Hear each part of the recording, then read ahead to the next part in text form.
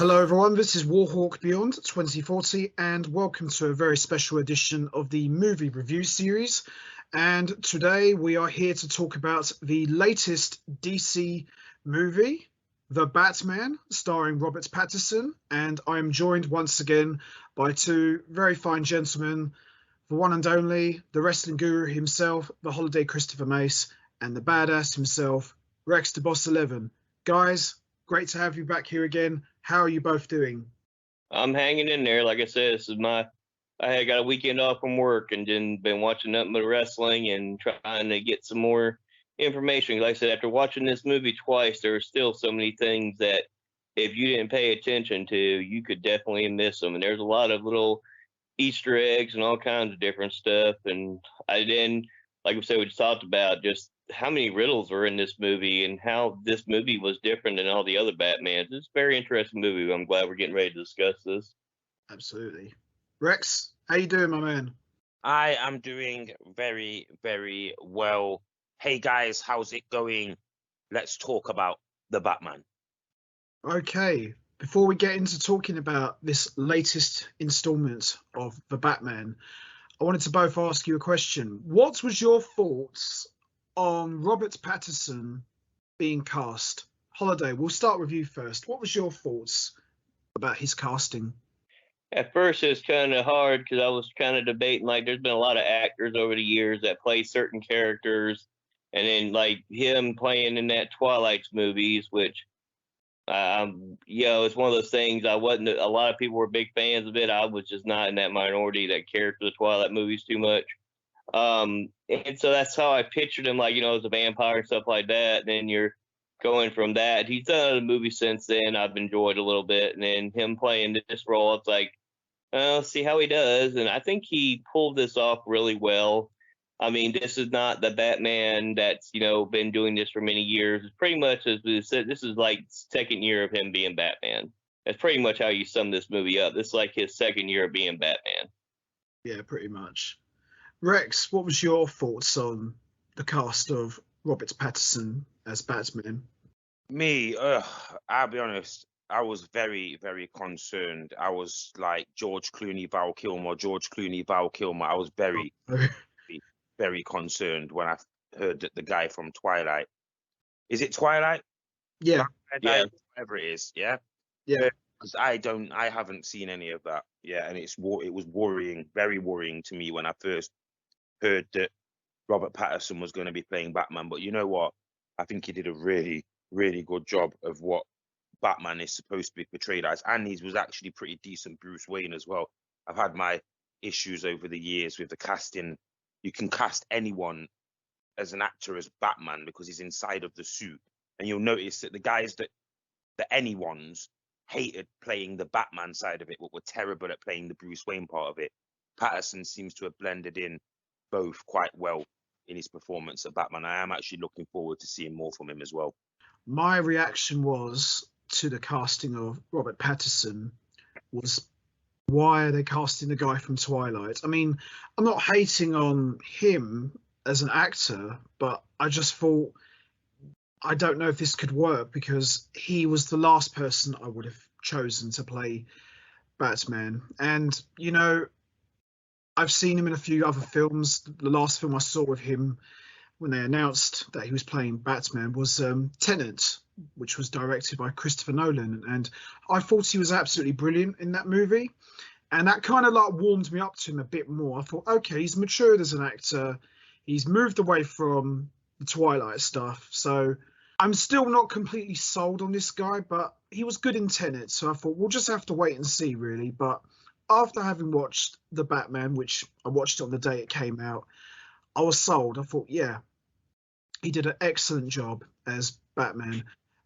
With Bruce Wayne, it was too early to say because he only had, I think 3 scenes as Bruce Wayne. But the scenes that he was in as Bruce Wayne, I thought they were pretty good. But overall, I thought he came across as an excellent Batman. And like you guys both said, he pulled it off very, very well. And I'm really looking forward to seeing the sequel with him back because I think he was that good. I think he did a really, really good job. What was your thoughts on Colin Farrell as the Penguin? didn't think you would never thought it was Colin Farrell until you knew for a fact that's who they cast as Penguin. He didn't look nothing like the actor himself. It was really great work with the prosthetics they used. They didn't use CGI for it, which I think everybody thinks CGI is the best way to go with stuff. And sometimes just the natural way of doing stuff, makeup artists, stuff like that, can really bring a character to life. And I think they did a really great job with bringing the Penguin to life. But like I said, like I'm going to keep iterating this video, a lot of these characters are not the ones you know from many years in the comic book. Some of these are just like, okay, like this is year 2 Batman. This is also like the Penguin as he's just being a little bit after being the Penguin and stuff like that. He's not like that character you saw from the anime series. He's not from the character you really see in the comic books totally yet, because of the fact, you see different things like that where if this is year 2 of Batman, some of these characters are not fully developed as the villains that we know from the comic books and other adaptations of them as well. No, that's true, actually. I agree. Rex, what was your thoughts on Colin Farrell as the Penguin? I'll be honest, I didn't really know much about this guy. Obviously, I know some of the roles that he's played now, and yeah, I agree. He was unrecognizable in this role as the Penguin. I had no idea who he was before, to be honest. But I'm sure he's played comic book characters before, hasn't he, in the past, in other either Marvel or DC films. So, they were right to do what they did. Like I agree with forget all that CGI, Henry Cavill taking away the mustache thing, get all that stuff. Yeah. Just the prosthetic things or whatever they built with the face and that, it worked for me. And to be honest, I thought not only was he unrecognizable in visually, I think his acting style, you couldn't get any sense that this is the same guy that I'd seen in other films before. He absolutely nothing. Deep in his eyes, I think you could kind of see. When I realized who it was, I was like, yeah, you can kind of see he's got the same eyes. Obviously, the eyes is not easy to change, obviously. Yeah. But it's impossible to change or whatever. But yeah, I just thought he did a fantastic job as the Penguin. And I feel like this version of the Penguin is the real version of the Penguin, the mob version of the Penguin. But there's so much layers to add to him. You know what I mean? There's so much layers to add to the Penguin. And we also even got the, like in the gangster world, the made man, when someone becomes a made man. Yeah. That kind of happens to the Penguin during this film, doesn't it? Because of obviously the El Rato being exposed, or whatever his name was, whatever the nickname for that was. He gets exposed, and then obviously the Penguin, you can sort of see, takes that mantle of being the main crime boss now. So we're going to get to see the next version of the Penguin. And I don't think we've even seen this Penguin in live action before. Not since Batman Returns, we haven't, no. I mean, we did have Penguin Gotham. Burton sort of retconned it, though, didn't he, with having him in this, growing up in the sewers with the penguins and stuff. Yeah. That's not what this was, even with the fish fingers and stuff like that, the hands. No, we didn't have that in this one. Visually, the whole Penguin becomes the Penguin by being bought by penguins, and the Catman. Now, looking back now, that looks completely stupid now. Yeah. They weren't the actual real origin stories from those characters. You truly believe that's how the Penguin became the Penguin, which obviously now I know he was a mob boss. It's to do with other stuff, you know what I mean? The limp and all that kind of stuff, the way that he walks, all that. But yeah, like I said, so I'm looking forward to seeing this Oswald Cobblepot and seeing what he can do as this crime boss, rather than being the underworld, living under the sewers and stuff. And don't get me wrong, Danny DeVito was brilliant as Penguin, and he will always be the Penguin that I think of when I think of Penguin, because of that being so far out and the origin story and all that. But I'm glad that we've got a new Penguin that we can look at, and we can get an accentuated version of the Gotham Penguin that we've seen in Gotham. Does anyone agree? Absolutely, I agree. Yeah, I agree with that. And to answer your question real quick, Colin Farrell played as Bullseye in the Daredevil movie with Ben Affleck and Jennifer Gardner. Yeah, because he was in Mean Machine as well, wasn't he? That really strange character as well. He was also in Miami Vice with Jamie Foxx. But when you see all of those characters, he pretty much looks the same, doesn't he? Unhinged and quite not all there. Yeah. Yeah. This version with the Penguin, I'm thinking that we're gonna get to that next, as in when he becomes more psychotic and starts to do things. You know what I mean? Batman's still got to meet Robin. Batman's still got to do other stuff like that. We've got to go through other storylines. So I'm, you know, me, personally myself, I'm really looking forward to seeing what these characters like Patterson and Colin Farrell can do as these characters next, as Batman and Penguin and what's her name as Selina.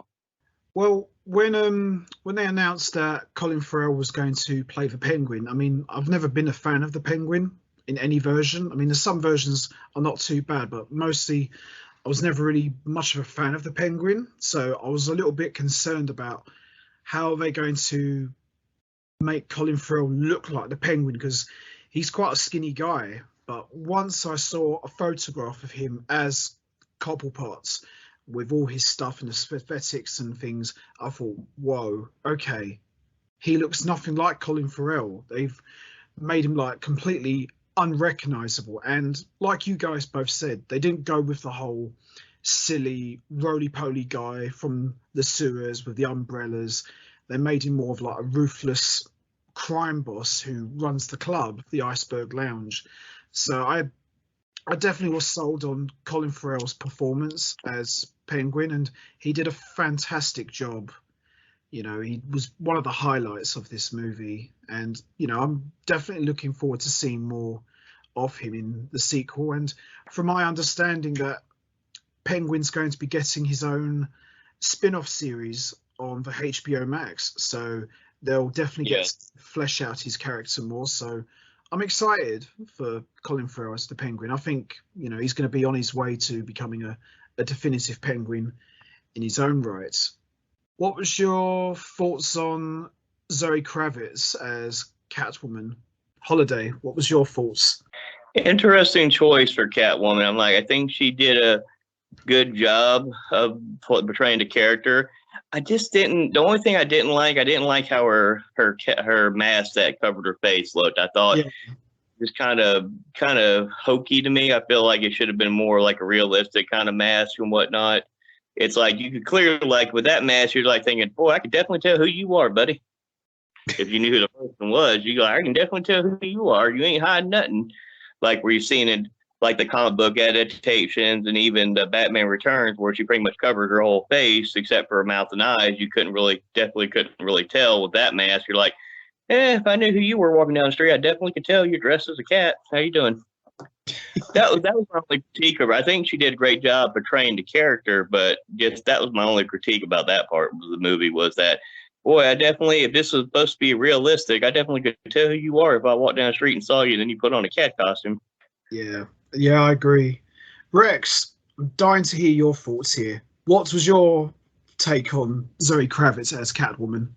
Well, of course, and I don't know what the addiction with this is. Like, we can only trust certain actors to be in roles that have already been in comic book roles, because this is, of course, another woman or another actress that has been recast from being in the other side of the comic book world, because she was Angel in X First Class.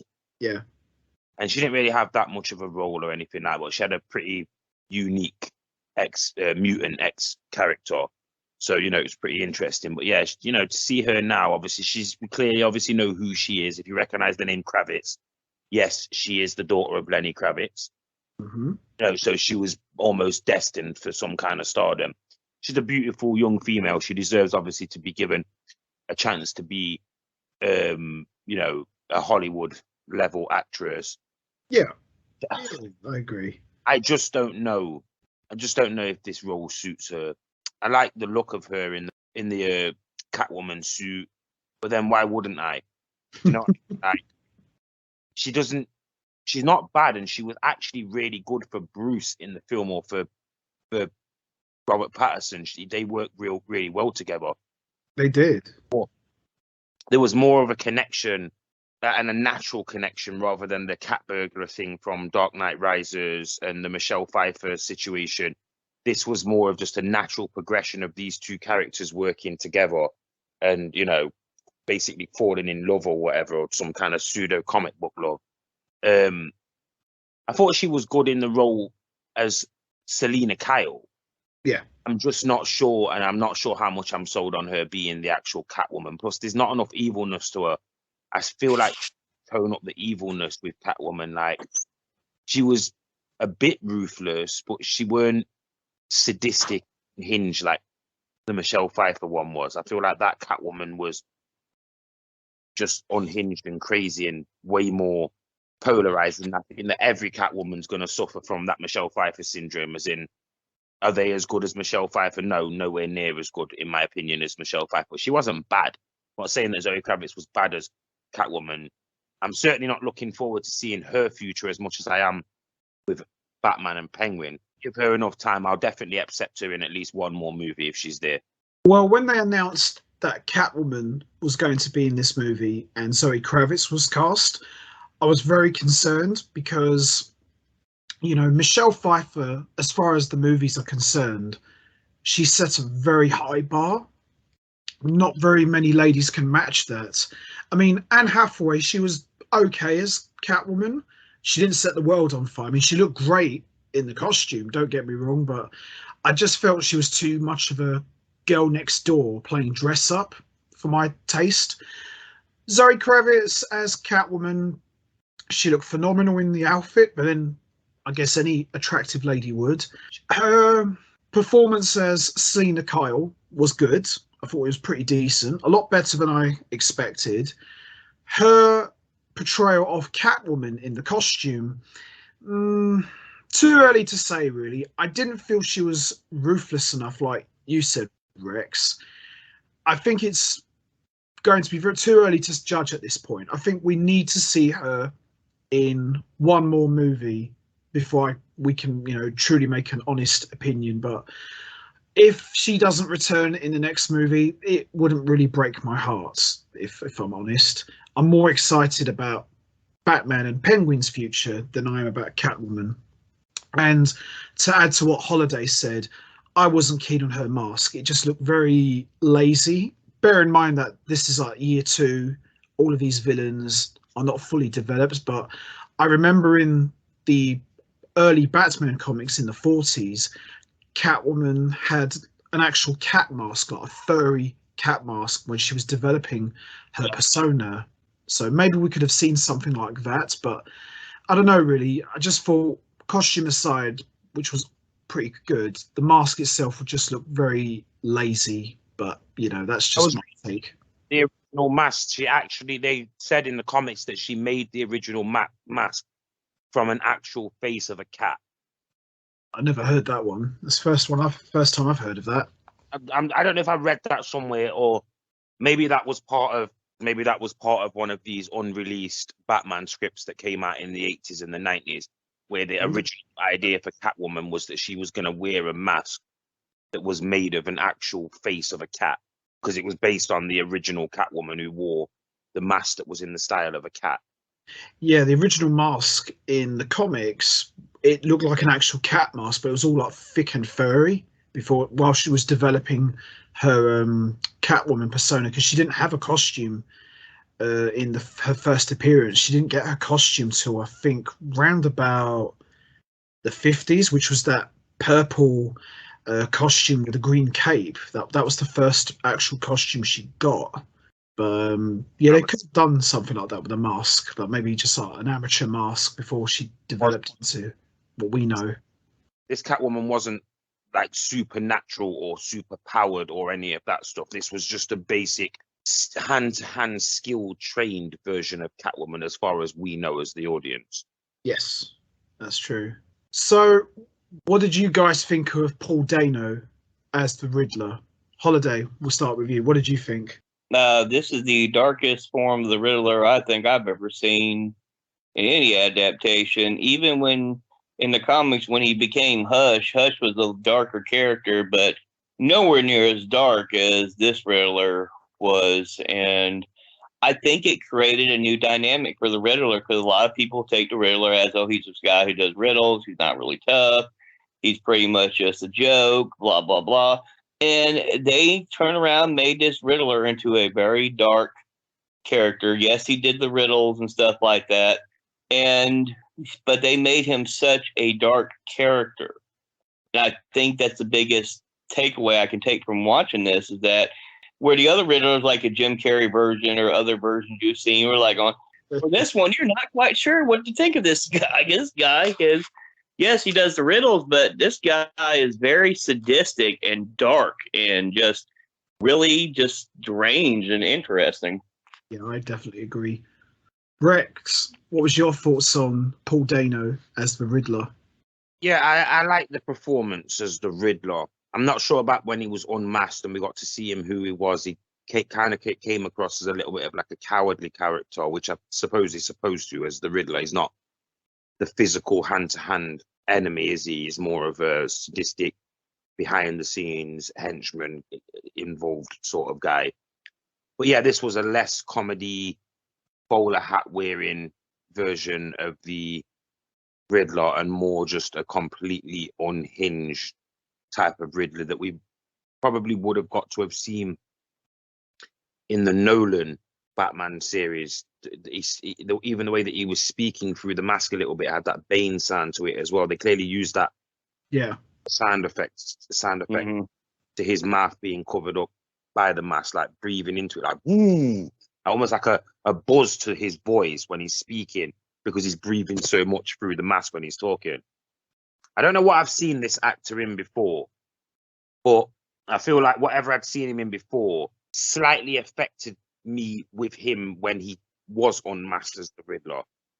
Leading up to that, this guy was really concerning. For a Batman villain, this guy was really concerning. Yeah. You know, honestly, I thought, whoa, Batman's finally met his match here. And obviously, you got to remember, like we said, this was year 2 Batman. At this point, Batman had never seen anything like this at this point. That's what we had to believe, and we had to suspend our disbelief to think, right, so this Batman's never experienced anything as sadistic and as just mentally twisted as this Riddler guy. You know, it was nice. It was nice to see this different version, how concerned that Batman was. He wasn't even up to speed with some of these riddles. The Riddler had him twisted into pieces, and it was really portrayed really good. But once they took off the mask, it honestly took a little bit for me to believe, what, this guy? No disrespect, what, this guy? Like most normal guy, which maybe that was what we're supposed to be seeing, was, you know, most normal guys will beat the absolute crap out of this guy. But my other thing was, what was kind of the driving force behind this version of the Riddler? Just corruption and this Wayne fund or whatever it was, this Gotham fund or whatever. It was strange. I would have rather them gone back to the parts of the original film where this guy was, or the original Riddler that we've seen before, where he tried to take something to Bruce Wayne that could potentially help people.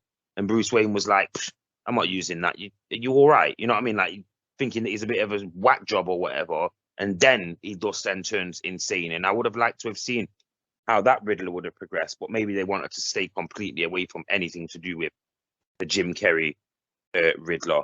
But I thought that he did well in the role. I just don't know if it was the actor playing him as himself when he took off the mask. What was his name? What was his real name in this? Edward. The original Riddler, his real name was Edward Nygma, but the one that they went with in the movie, I believe, was more in line with the recent comic books, where he was called Edward Nashton. Nashton. Yeah, that's the more recent Riddler take. He's Edward Nashton instead of Edward Nygma. That's what they went with in the movie. So yeah, I just feel like they did well with his role, but I feel like they could have played it off a bit better. I don't think he was slightly as unhinged as I wanted him to be when he didn't have the mask on. I felt like he could have been way more whacked out. But we'll see. He's another character that he's higher than Catwoman for my interest, but he's lower than the Penguin. Yeah, I see what you mean. I'd like to see what turns out in the end between this potential partnership between him and if that is the Joker behind the thing. I thought when they announced that Riddler was going to be in this Batman movie, I was very excited because I felt the Joker had been done enough by now, and I thought, I'm ready to see a different Batman villain. And when they said that it was going to be the Riddler, I thought, yes, finally, after 27 years, which was when we last got the Riddler. who's played by Jim Carrey. I was ready for a new Riddler. Paul Dano, I don't really know much about him, and I think that's what made it better for me, was an actor who I don't know much about. I mean, obviously you want them to do a good job, especially when it comes to an iconic villain. And the look of the Riddler would have not been my first choice. I still like the classic dark green blazer jacket with the bowler hat and cane, but more like a creepy crime boss sort of thing, like they did in the animated series. I would have liked to have seen something like that, but he looked very scary. He didn't have any screen presence, though. He only had, like, them Zoom calls that made him scary and terrifying. On screen, he didn't seem like someone like Batman would stand across the room from him and think, right, I'm in danger here. No, he wasn't. Try and kill him. You know what I mean? You just try and hurt him and beat him up and beat him to a slithering pulp. Like, you wouldn't be afraid of him physically. You would not be afraid of him, and he just didn't really have much on-screen presence as an intimidating person. But as a psychopath and whatever else, then yeah, I'll give him that. Yeah, I know what you're saying. He didn't really have that presence. I mean, yeah, on the Zoom calls, yeah, he was, but in person, not so much. But I thought Paul Dano did a tremendous job as the Riddler because it was something new, it was something different. But once the gear came off and the mask came off and we just saw him as plain Edward Nashton, yeah, the novelty kind of wore off a little bit. I just thought, okay, this is the guy who's been making Batman's life difficult for. I kind of got, and I'm going to be honest here, people might not like me saying this, but I didn't get that like Joker vibe where if you let him out into public or into even just like the prison yard, someone's potentially going to get hurt by this maniac. I didn't get that vibe from him. I got the vibe that he's a complete social outcast. He's scared to death of real people that would actually might hurt him in real life. But at the same time, like, he is unhinged and he would do dangerous things behind the scenes to other people. Yeah, definitely. I didn't get that vibe with him. But I would probably say overall, I thought Paul Dano did a good job as the Riddler. But at the same time, there were just some parts where he didn't really come across as scary as someone like the Joker. He just, I don't know, some parts just fell a bit short. Yeah. He's supposed to come off more, like, I think that's the thing with this character. Yeah, he is, when you see who he really is, you're like, oh, I ain't scared of this guy. I'd kick his ass, like I said. But when you see him in the costume and how his psychology, I think that's where this is where that kind of character reminds me of the movie Seven, which a lot of people compared that comparison to that movie Seven with this movie, of what he did and psychology. What made him more terrifying until he unveiled himself is the fact that his psychology of it wasn't that he was the biggest guy or the strongest guy that you would be intimidated to, but he was beating you by psychological warfare. He was beating you with these riddles. Psychology is what he was using to beat you, is the master of psychology. I think that's what the difference is between how dark this Riddler is, not his physical stature, but everything else he was doing to make this character be more of an intimidating character till you see the reveal, and then you're like going, oh, I just beat him up. I just looked at him. But before you realize that, you're thinking, man, this guy is crazy. This guy is just, he could hurt us if we're not careful. Do you see what I'm saying? Yeah, I definitely agree. I totally agree with that. So we're going to start talking about the actual movie now. I like the way this movie opened. We didn't get the whole Bruce Wayne's parents getting shot and all that stuff. We got straight into the action. We saw Robert Pattinson as Batman, and I thought this was a very good opening. So it didn't feel like a typical Batman film. This felt very, very different. Holiday, how did you think of the way this Batman film opened up? What was your thoughts? It was different. I'm glad we didn't see the same iconic scene. And that's the thing, is we all know what happened to his parents. His parents were killed, everything like that. And yes, it's important to understand that, but how many times you have to see that scene for you get a beat in your head? Anybody, even casual fans of Batman, know his parents were murdered and this is what caused him to become Batman. I mean, they even reference it in the Joker movie with Joaquin Phoenix. They referenced that same iconic scene in a movie that didn't really have anything to do with Batman. That's true. So, I mean, been referenced so many times. It's like being a dead horse over the head with something. It's not, we already understand. So I'm glad for one Batman movie they didn't have to reference this scene. And I think that's what made it a little bit different. Like you said, it was over a 3-hour movie. Yeah, it was. Which I have a question for y'all real quick before we move any further. Did they upcharge y'all to watch this movie like they did here at AMC theaters because of how long the movie is? No, they didn't here. No. It was $99 instead of it being $11.99. Mine was same price as always. It was £7. You only pay $7. Oh, but did you go to like a local cinema? Kind of wrong. The cinema I go to is a local one, and I've been going there for 24 years. I've been going there now since it's opened, and my ticket. I mean, adds that drink and popcorn altogether. It cost for me. I think it cost like, if you add the ticket as well, I think it costs like £15, but the ticket itself was like £7. I wish it cost me 15. I live in a much more northern place than you, and we all know about the inflation as you go further south. Yeah, of course. No, they didn't put it up. It was the same price. And I went there on the night of the film release, first night. Is your cinema an Odeon or a Showcase or a Cineworld? No, it's a Picture House, they call it. Yeah, it's a local thing then. So yeah, they can keep their prices because they don't get the premium of what the Cineworld and all that crap do. So they for some reason there was some weird, like what Holiday just said, something to do with the length of the movie, $13.99 instead of $11.99. I can almost guarantee it. Like maybe not everyone got charged that, but I did. They charged $2 more for the matinee version of it too, for which I don't know how it is there, but like matinee here is before 4:30. You go see the movie, you pay a matinee price, and you pay a higher price after 4:30 movies.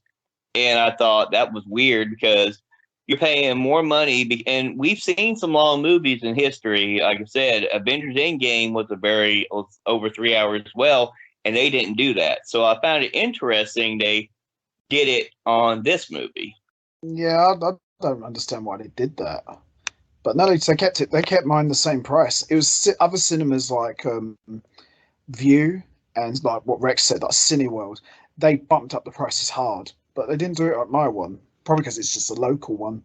So as we move along, as we said, that this opened up very differently to other Batman films, and I really felt that when we see Robert Pattinson for the first time as Batman, would you guys agree that he had definitely a presence to him? Holiday, what did you think? Yes, and he had a presence to him, and I like how, he talks about, he doesn't introduce himself at the beginning of it. He doesn't really introduce himself. He's like, I am vengeance. Like, you're seeing, like, this is the story of him becoming more and more Batman and becoming more and more of that detective. Because, like I said, I mean, they were saying it, this movie, this was the first Batman movie I can remember where Batman made mistakes. He's human. Guess what? He's a human being. He actually did something. He made mistakes, which is something you don't hear very much of in the movies or the comics. He normally gets it right on once he figures it out. This one, it shows him being human and actually making mistakes, which is different than what you're not used to seeing, because you don't picture Batman making any major mistake. He made some mistakes in this movie. Him and Gordon, who was lieutenant, he wasn't commissioner, he was Lieutenant Gordon. So he was they both made mistakes in this movie, which played it off differently, because you don't think of Batman making maybe a handful of times in the comic book history he made mistakes, or in animation or film, but here, like I said, it showed a more human side of Batman, him betraying Batman, because he proved he was human. He wasn't perfect. He was making mistakes. Yeah, definitely.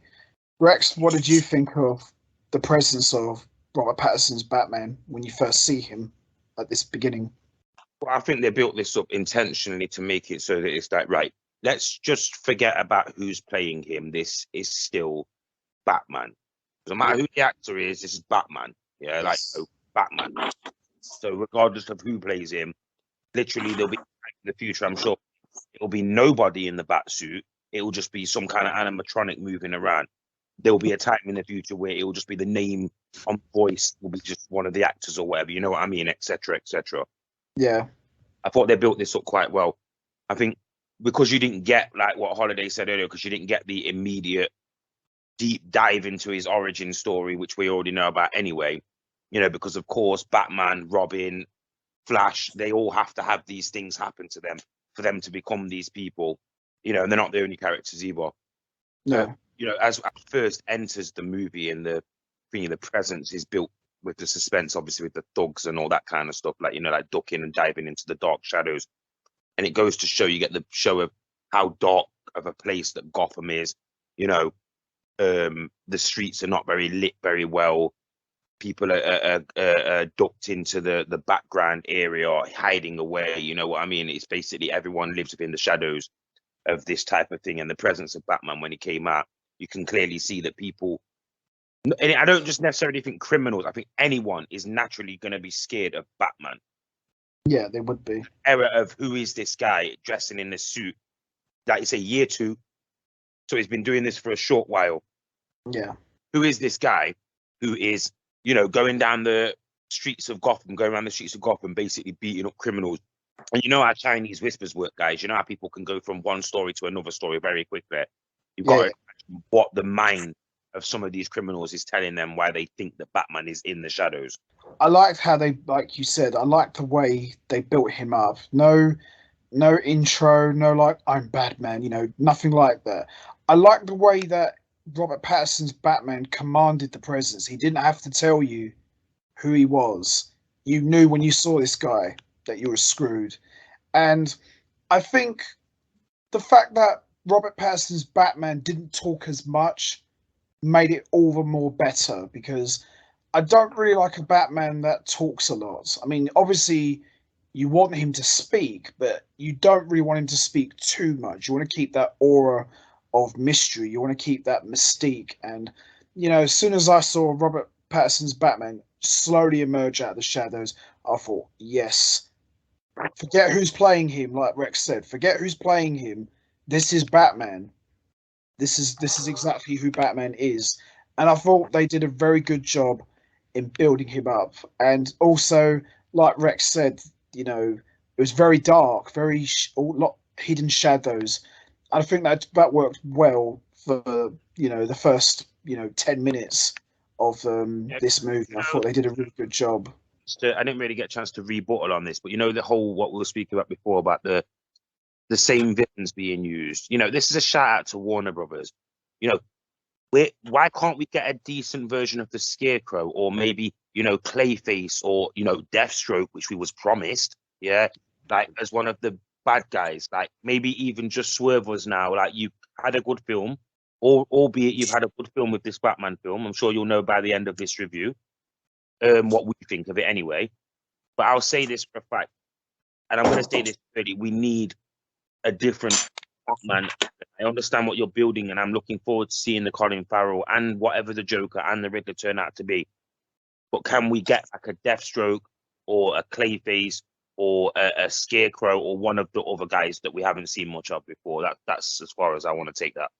Yeah, I definitely agree with that. Would you agree with that also, Holiday, what Rex said?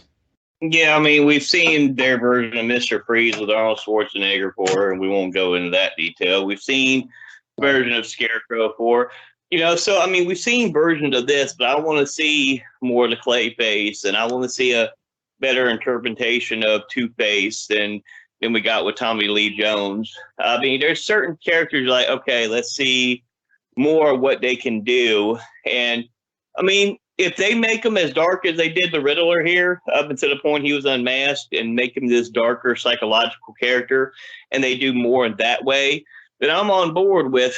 But like I said, some characters like Mr. Freeze, you can't make into a dark psychopath, for example, because his main goal is he's doing everything to save his wife. That's his motivation, is to find a cure, save his wife.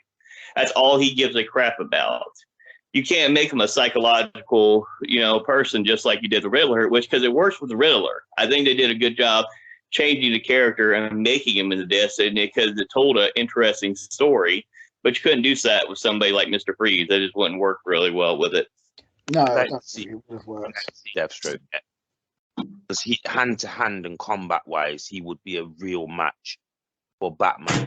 And you know, if you did have like a Lex Luthor or one of the other guys that was thinking psychologically at Batman's level, it could be a really, really good movie. Someone playing with Batman's mind stuff behind the scenes, why Deathstroke keeps turning up and causing absolute mayhem and stuff like that. I think that would be incredible.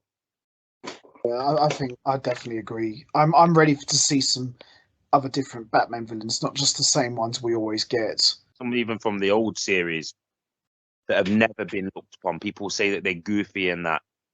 I'd say you could take some of them and, like what Holiday just said, you could really turn them to this Riddler style, really dark versions of the, you know, even characters like King Tut and stuff like that. You could take those characters and really darken them up with a real modern, you know, mythological version of themselves and put them in the movie so that Batman's got something that he can fight against rather than, like we just said, the same old villains that we've seen for the last 40 years.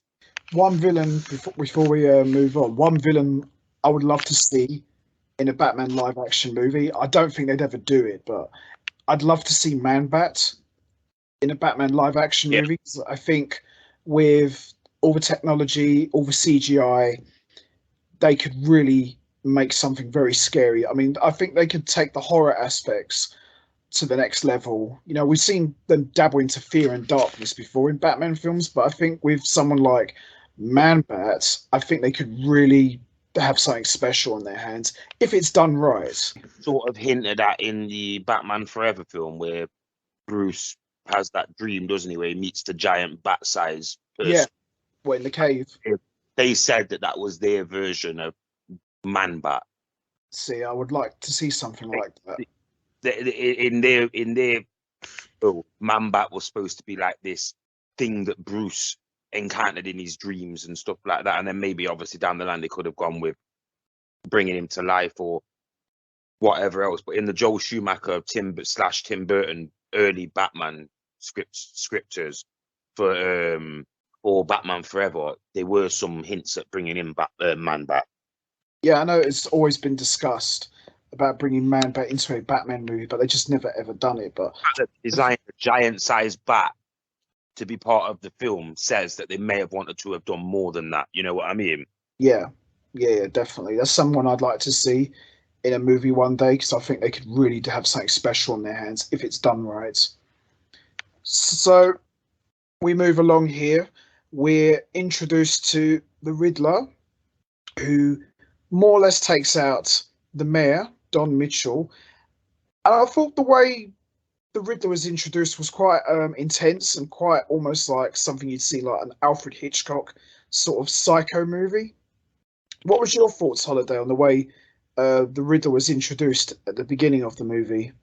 Like I said, it's a different kind of Riddler. He's very dark. I mean, even with his first riddle, which people don't realize until I actually had to look it up, there was 11 riddles in this movie. When I didn't think there was that many until I actually went back and looked up.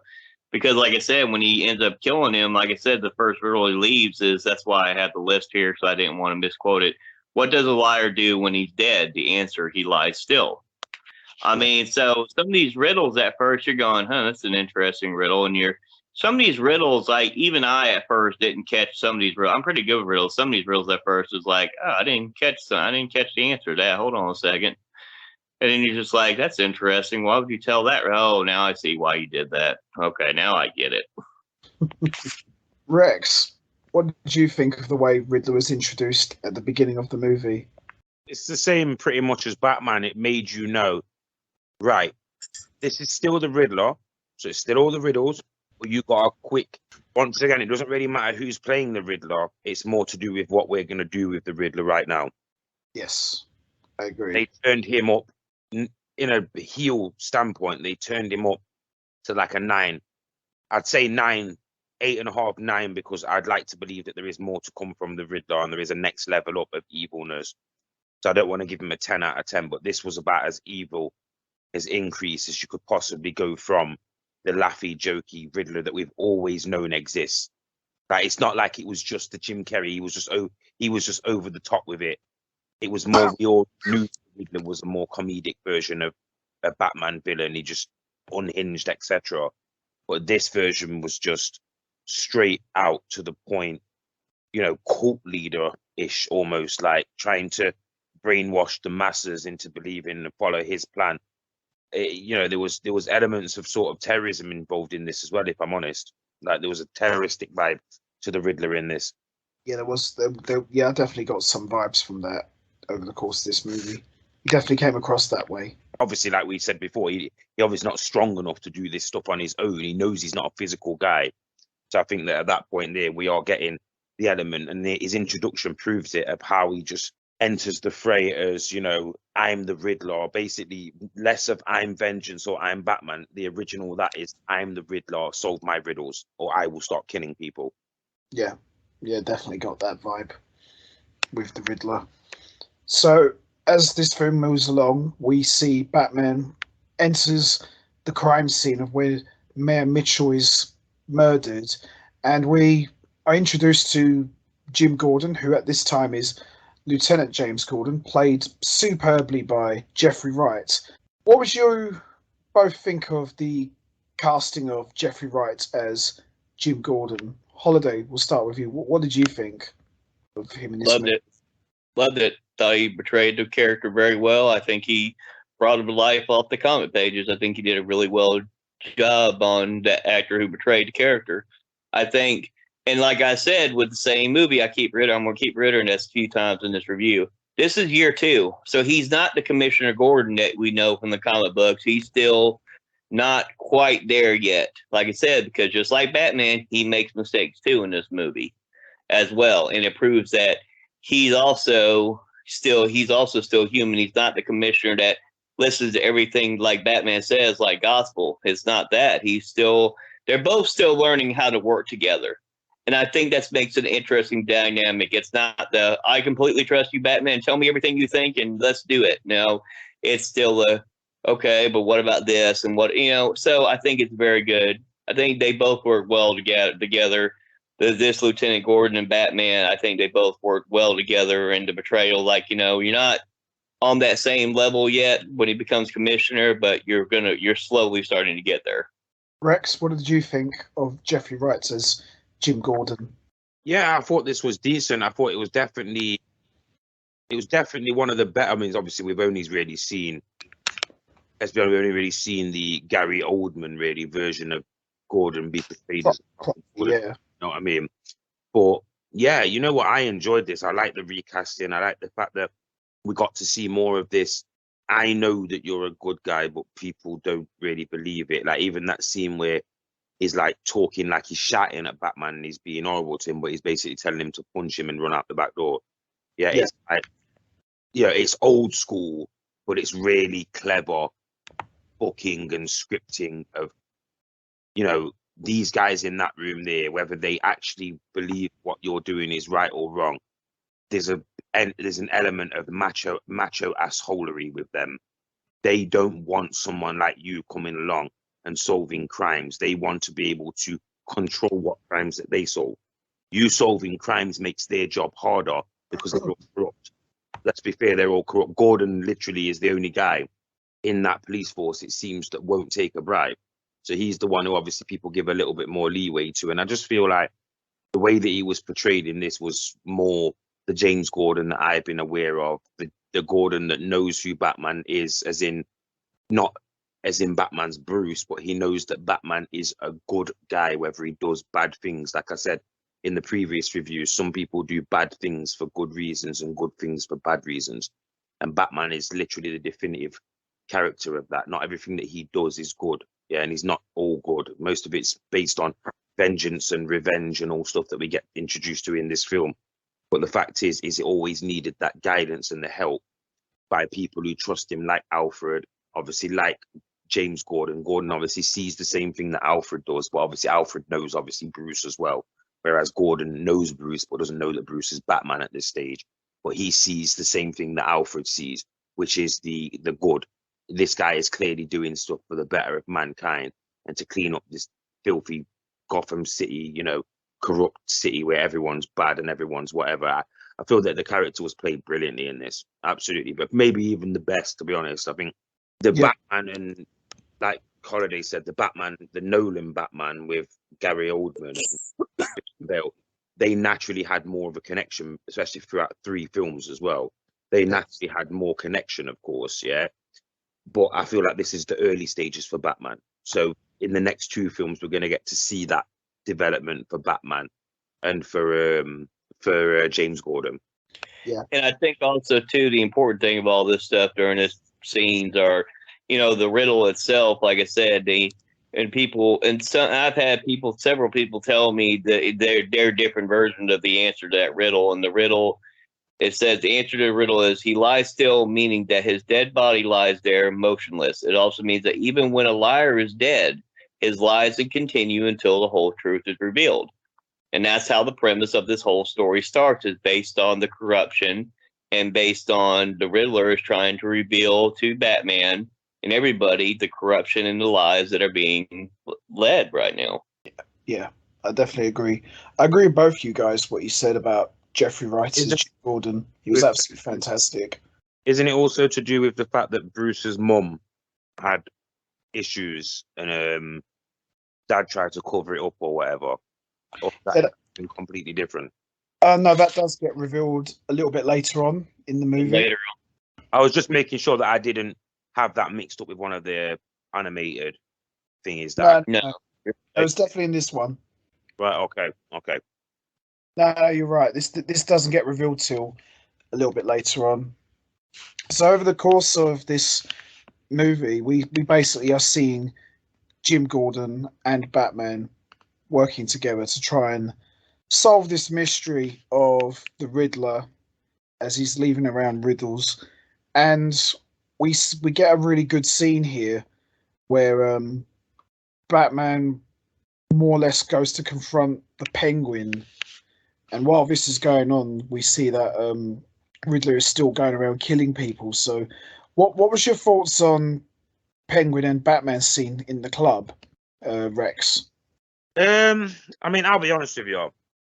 The Penguin at the first seemed a little bit like a bit of an overshadowing. Like, I can, like, as in he was just a random guy. Like, it was only after this scene that I kind of thought, am I looking at the Penguin wrong? And I was, obviously. I was looking at him like he was this top level crime boss in Gotham already. So I was kind of like, right, let me go back. And after I watched that scene again, and I watched it again. And I feel like there's a mutual agreement between him and Batman a little bit, if you know what I mean. Like, and I won't hurt you if you give me the right kind of information. But also there's that sort of Penguin still got that, can I screw this guy over? Is he tough enough for me to get away with? Like, would he let me screw him over? And there's still an element of, I'm good and you're bad. You can still see who's good and who's bad in this. But there is a bit of an element of sneakiness to the Batman character, I think, in this scene here with the Penguin. I think you get a little look into the detective side, what detectives have to do outside of reading sheets of paper and witness statements. They have to take the trip to the underworld and go and investigate and look from the inside out. And I feel like this was a great little look into what Batman's willing to do to prove, look, I'm not just going to kill Penguin and all these other bad guys because they're bad guys, and I'm not going to lock them up if they haven't done anything wrong. But mark my words when I say I will use them for whatever gain I can get, and I will take them down if necessary as well. Yeah, definitely. Holiday, what was your thoughts on this scene with Batman and the Penguin? I felt the same way. Like I said, what Rex was saying, you see, and pretty much, I'm gonna try to get information. I'm gonna try to use you. If you haven't done anything wrong yet, I'm not gonna throw you, put you in handcuffs, or get you thrown out in jail and whatnot. But I am pretty much watching you. This is like the detective side of him, and I'm gonna try to investigate, see what's going on, see what I can find out what's going on. If you know any information that I need to know about, and I'll leave you alone. Just give me the information I need and what you know.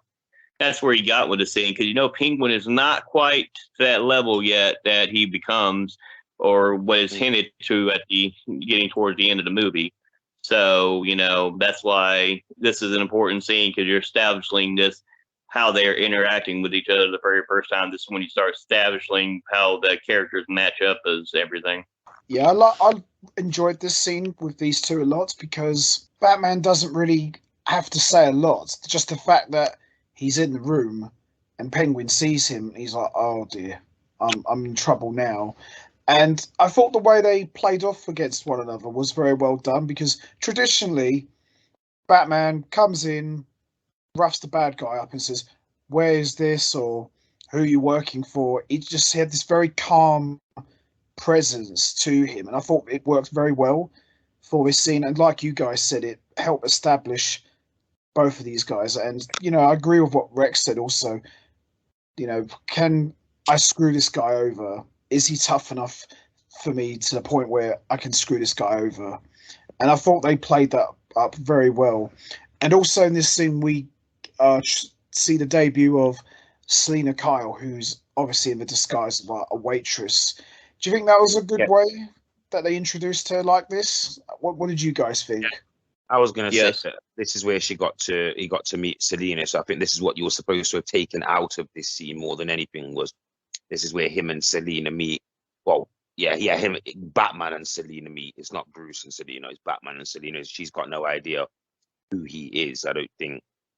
But yeah, Batman and Selena meet, and he sees her eyeing up the pictures and that of the woman that he wants to know who the woman is or who the person is in the pictures. He sees Selena eyeing up the people in the pictures. Yeah, I thought that was quite a good way to introduce her. Holiday, what did you think of the way Selena Kyle was introduced in this scene? I think it was a good way to introduce her and bring her into the movie and see where the story goes forward with it. So I thought, it was a good way to introduce her in this point of the movie. Now, we also see in this scene, just around this time, we see the Riddler kills Commissioner Pete Savage and he leaves another message for Batman. Holiday, what was the message he left for Batman? Because you've got a list there of all the riddles. Follow the maze until you find the rat. Bring him into the light and you'll find where I'm at. And people just explain it. It says the Riddler's second victim is Police Commissioner Pete Savage, whose face was eaten by rats. And I will say on this scene, that was you had to have your imagination on some of the things that happened to this guy. But man, I'm afraid I hate rats. I will admit I hate rats. And that would be not one way I want to die by getting eaten by a rat. I'll tell you that now. But going forward, it says this riddle is extremely important to Batman's motivation because Riddler is teasing that there is a way to find his whereabouts, something Batman and Gordon are desperate to find. Yeah, it's a horrible way to go out. Rex, what was your thoughts on that scene? Yeah, it was this is where the 15 rating in this country came into play. Like, having watched that back and looked at that scene, that was a gruesome scene. Like, and like Holiday said, you still had to even suspend your belief a little bit, like, to believe what was going on. You knew what was taking place there, but at the same time, it was like, there's a subtle hint, and obviously it comes into play later on with the whole, a rat is just a bat without wings, or a bat is just a rat with wings, etc. Is this a link towards Batman, or is this something more? And obviously we know in the end it turned out to be something more, because obviously this person was savvy for information, or to information that other people weren't. Now, the way that I looked at this scene was more than anything that we got to see up until now, this was the introduction to, for anyone at this point that's still holding out for the bowler hat, dancing around, making jokes Riddler, turn off now. Leave now. This was the greatest, symbol smashing, light bulb come on moment of, this is not the same guy. Like, whoa, Edward Nashton is not Edward Nigma, clearly not. Would anyone agree with that? You can clearly in this scene, they showed the evilness to the Riddler, real evilness. Yeah, I think this is probably by far got to be the most darkest scene in a Batman movie with what happened. And especially, like I said, I'm going to continue with this as people.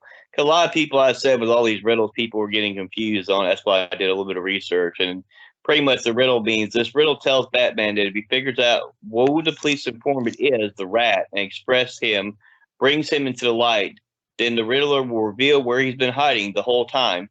Find where I'm at. I kind of, like I said, a lot of people took these riddles interpretations a lot differently. I've heard several different opinions about where these riddles come from and what they mean and what the meanings were. And Like I said, after watching the movie twice, even that's why I went and got before we did this review, got the list of it. Because like I said, I think this website breaks them down a lot easier for people to understand these riddles. I found that scene, what you guys were talking about, to be quite horrific. For a Batman movie, it was really dark because I'm with you, Holiday. I'm not a fan of rats. I hate rats. And to go out that way involving rats was just horrible, really. So, and like Rex said, this is not, to quote, this is not your dad's Riddler. This is not this funny guy with a bowler hat making jokes. This is a very dark, twisted, sinister version of the Riddler. And I thought it came across that way very, very well. And also, we see Batman follows Selina Kyle home to question the young lady. Her name is Anika. But we learn that Anika's not there. She's disappeared. So we get a good scene here with Batman and Selina Kyle speaking with each other. What was your thoughts on this, Rex? Yeah, I thought that this was the build. This is where you're really starting to get that build. Obviously, Batman's not aware that she is Catwoman yet, I don't think. Or No. it's where he becomes no, this is where he first just turns up at her house, doesn't he? Yeah. Yes. Now, this is where the mutual agreement comes into it. Even in any circumstances, she's not stupid enough to not be able to work out that he's looking for the same person that she's looking for. He's obviously not looking to hurt her. He's looking to find out what happened to her and why she's gone missing, etc., or whatever the hell's happened to her, whatever she's involved in. Selina obviously is personally involved with this woman and knows who she is and feels that she might know who got rid of her, etc., or where she might be. So it works just like a match made in heaven.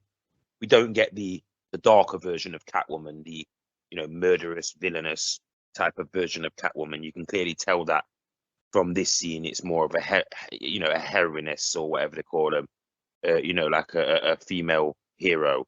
She's like an anti sort of hero, isn't she? Like some of the Birds of Prey were in that film. Like she's one of, isn't she? Like she's more that than she would be an out villain.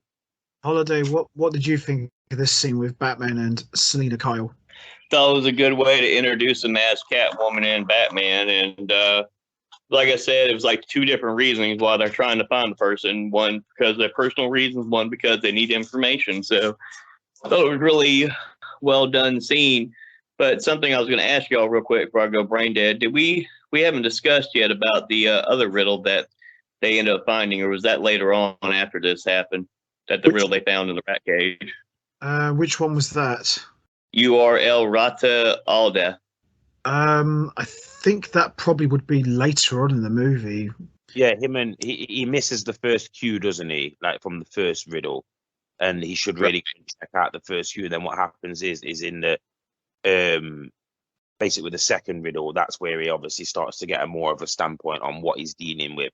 I think he kind of dismisses the first one as in just like a message, and then it's here where he becomes more aware. Oh, wait, this guy's actually fully calling me out now, isn't he? This guy's focused on me. It's not just a coincidental situation. These things are starting to turn up at all scenes of these crimes. And we obviously didn't mention that in the opening scene, he uses the floor thing, doesn't he? The floor opener or the floor. Mm-hmm. Oh, yeah. Yeah, that's right. Carpet shaper or carpet cutter or whatever he uses. Yeah, he used that. He used that at the beginning of the movie. So we move along here. So Selina Kyle agrees to work with Batman to try and get information. Now, the way Batman uses his eyes to record things, I thought was something very unique. What did you think of this, Holiday? Because I thought this was something I don't think I've ever seen before in all the years I've seen of Batman. What did you think of this? He uses it in the comics, but he doesn't use it till later on. So it kind of makes sense because he said he's not the detective he becomes. This is still year 2. And so, a lot of times he might forget something, so he records it, and I liked it. I mean, it shows more of a human side of him, too, where it's like, I might not remember this later on, so let me just record this using my eyes, my camera stuff with my eyes, so that way I can go back and check stuff if I need to. I thought it was a clever way to do it, to explain why he's not as good of a, because people automatically assume he should be this great detective in year 2, and he's not. No, definitely not. I just assumed it's part of Batman's tech using these. Apart from that, I don't think I remember him using that in the comics. That the recording with the eyes, as far as I know. But he doesn't. Not at the beginning. He does use it later on in the comics, but not as. And now he uses it more for figuring out Justice League's weaknesses, and that's when he comes with that program to how he could kill all the Justice League, because he records their motions, records different things of what they do, and finds their weaknesses and whatnot. Under the Hood is going to be years down the line from this, isn't it? Like 15, 20 years down the line after, Grayson's moved on and obviously Jason comes around. Yeah, this is going to be years and years down the line, like 12, 15, 18 years down the line. So yeah, later down the line, he uses that technology. But you are right. Did he ever use that technology this early in the Batman? Was this technology even available? I know that we're obviously dealing with a 2022 Batman, but you got to remember that when you're a comic book fan, it's very hard to be able to suspend your disbelief after the 80s. Every Batman film is origin film or early film is set somewhere in the early 80s, as far as I'm concerned.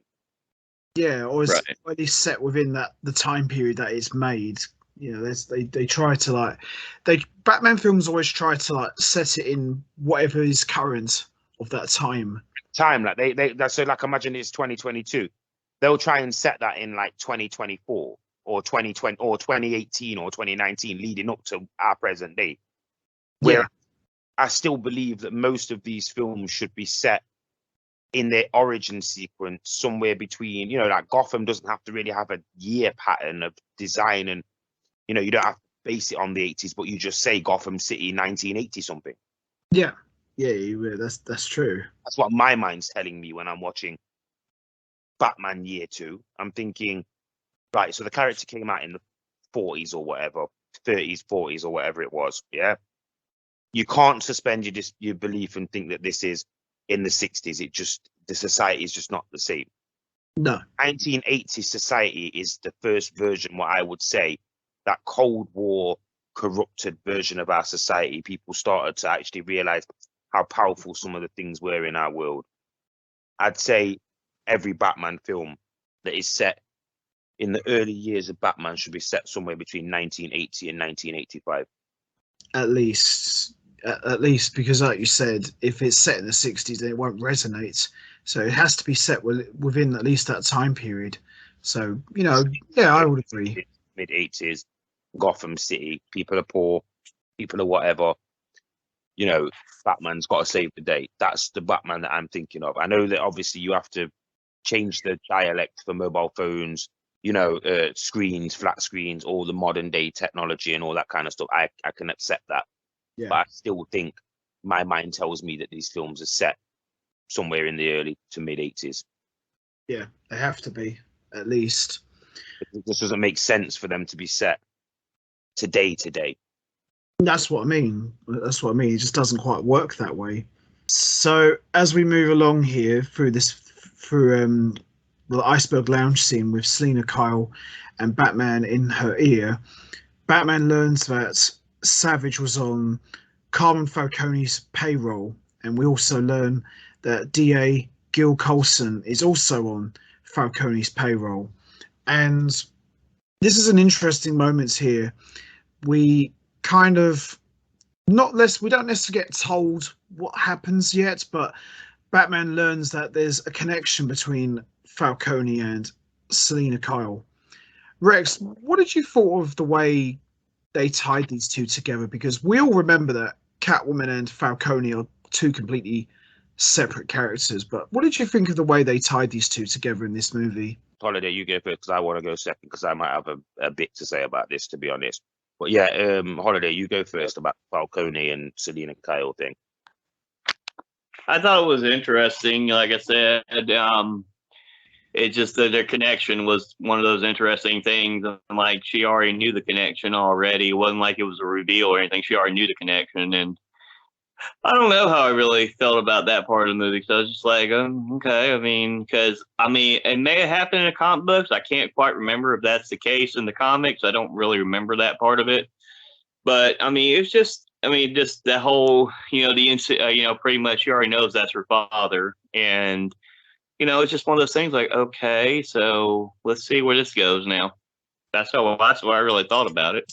Yeah, I mean, I thought time Falcone and Selena Kyle together was interesting because I don't think I ever remember them crossing paths in the comics much. I think they might have run into each other once or twice, but I don't ever remember them having any connections to one another. So tying them together as like father and daughter, I thought, okay, this is interesting. I don't ever remember this before, so I'm curious to see where this goes.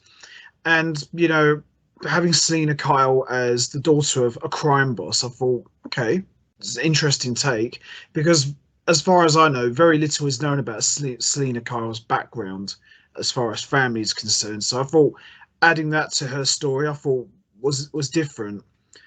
Rex, what did you think of the Falcone Selena Kyle connection? Well, firstly, I just wasn't happy because I feel like they could have done this in the Gotham TV series when they had a young Selena Kyle and they had Falcone in that series as well. I feel like they could have done it in that series to plant the seeds that he knows that he's a dad. She gets herself in trouble in the Gotham series and she's supposed to get whacked or whatever. And he says, no, not her. And they're like, why? Why are you protecting her? And he's like, oh, because she's my daughter. And people are like, obviously only certain people know, but certain people are savvy to it. So it's just like, no, don't touch her. If they'd have planted those seeds in the Gotham series and then down the line, they would have retconned her to be Falcone's daughter, I could have understood it.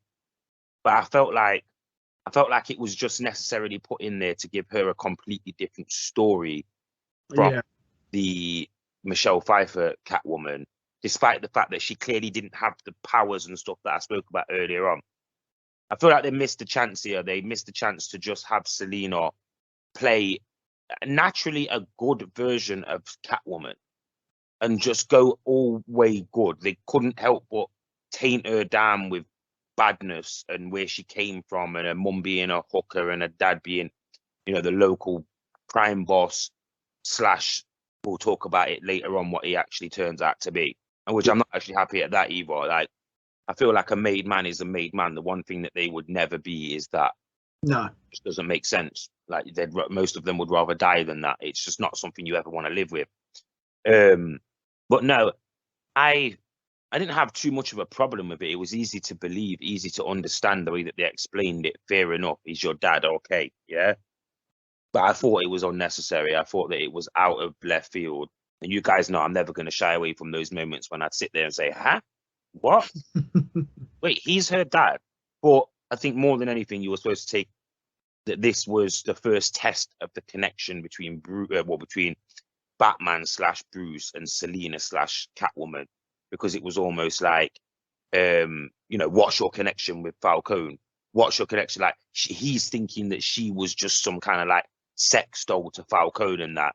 And, his attraction maybe towards her is getting in the way. And we all know that whether they express this or not, Bruce still hasn't figured out, like Holiday said, it's year 2. Bruce hasn't yet figured out his weakness towards having women around him. At year 2, he's had the Vicky Vale and the Silver St. Cloud.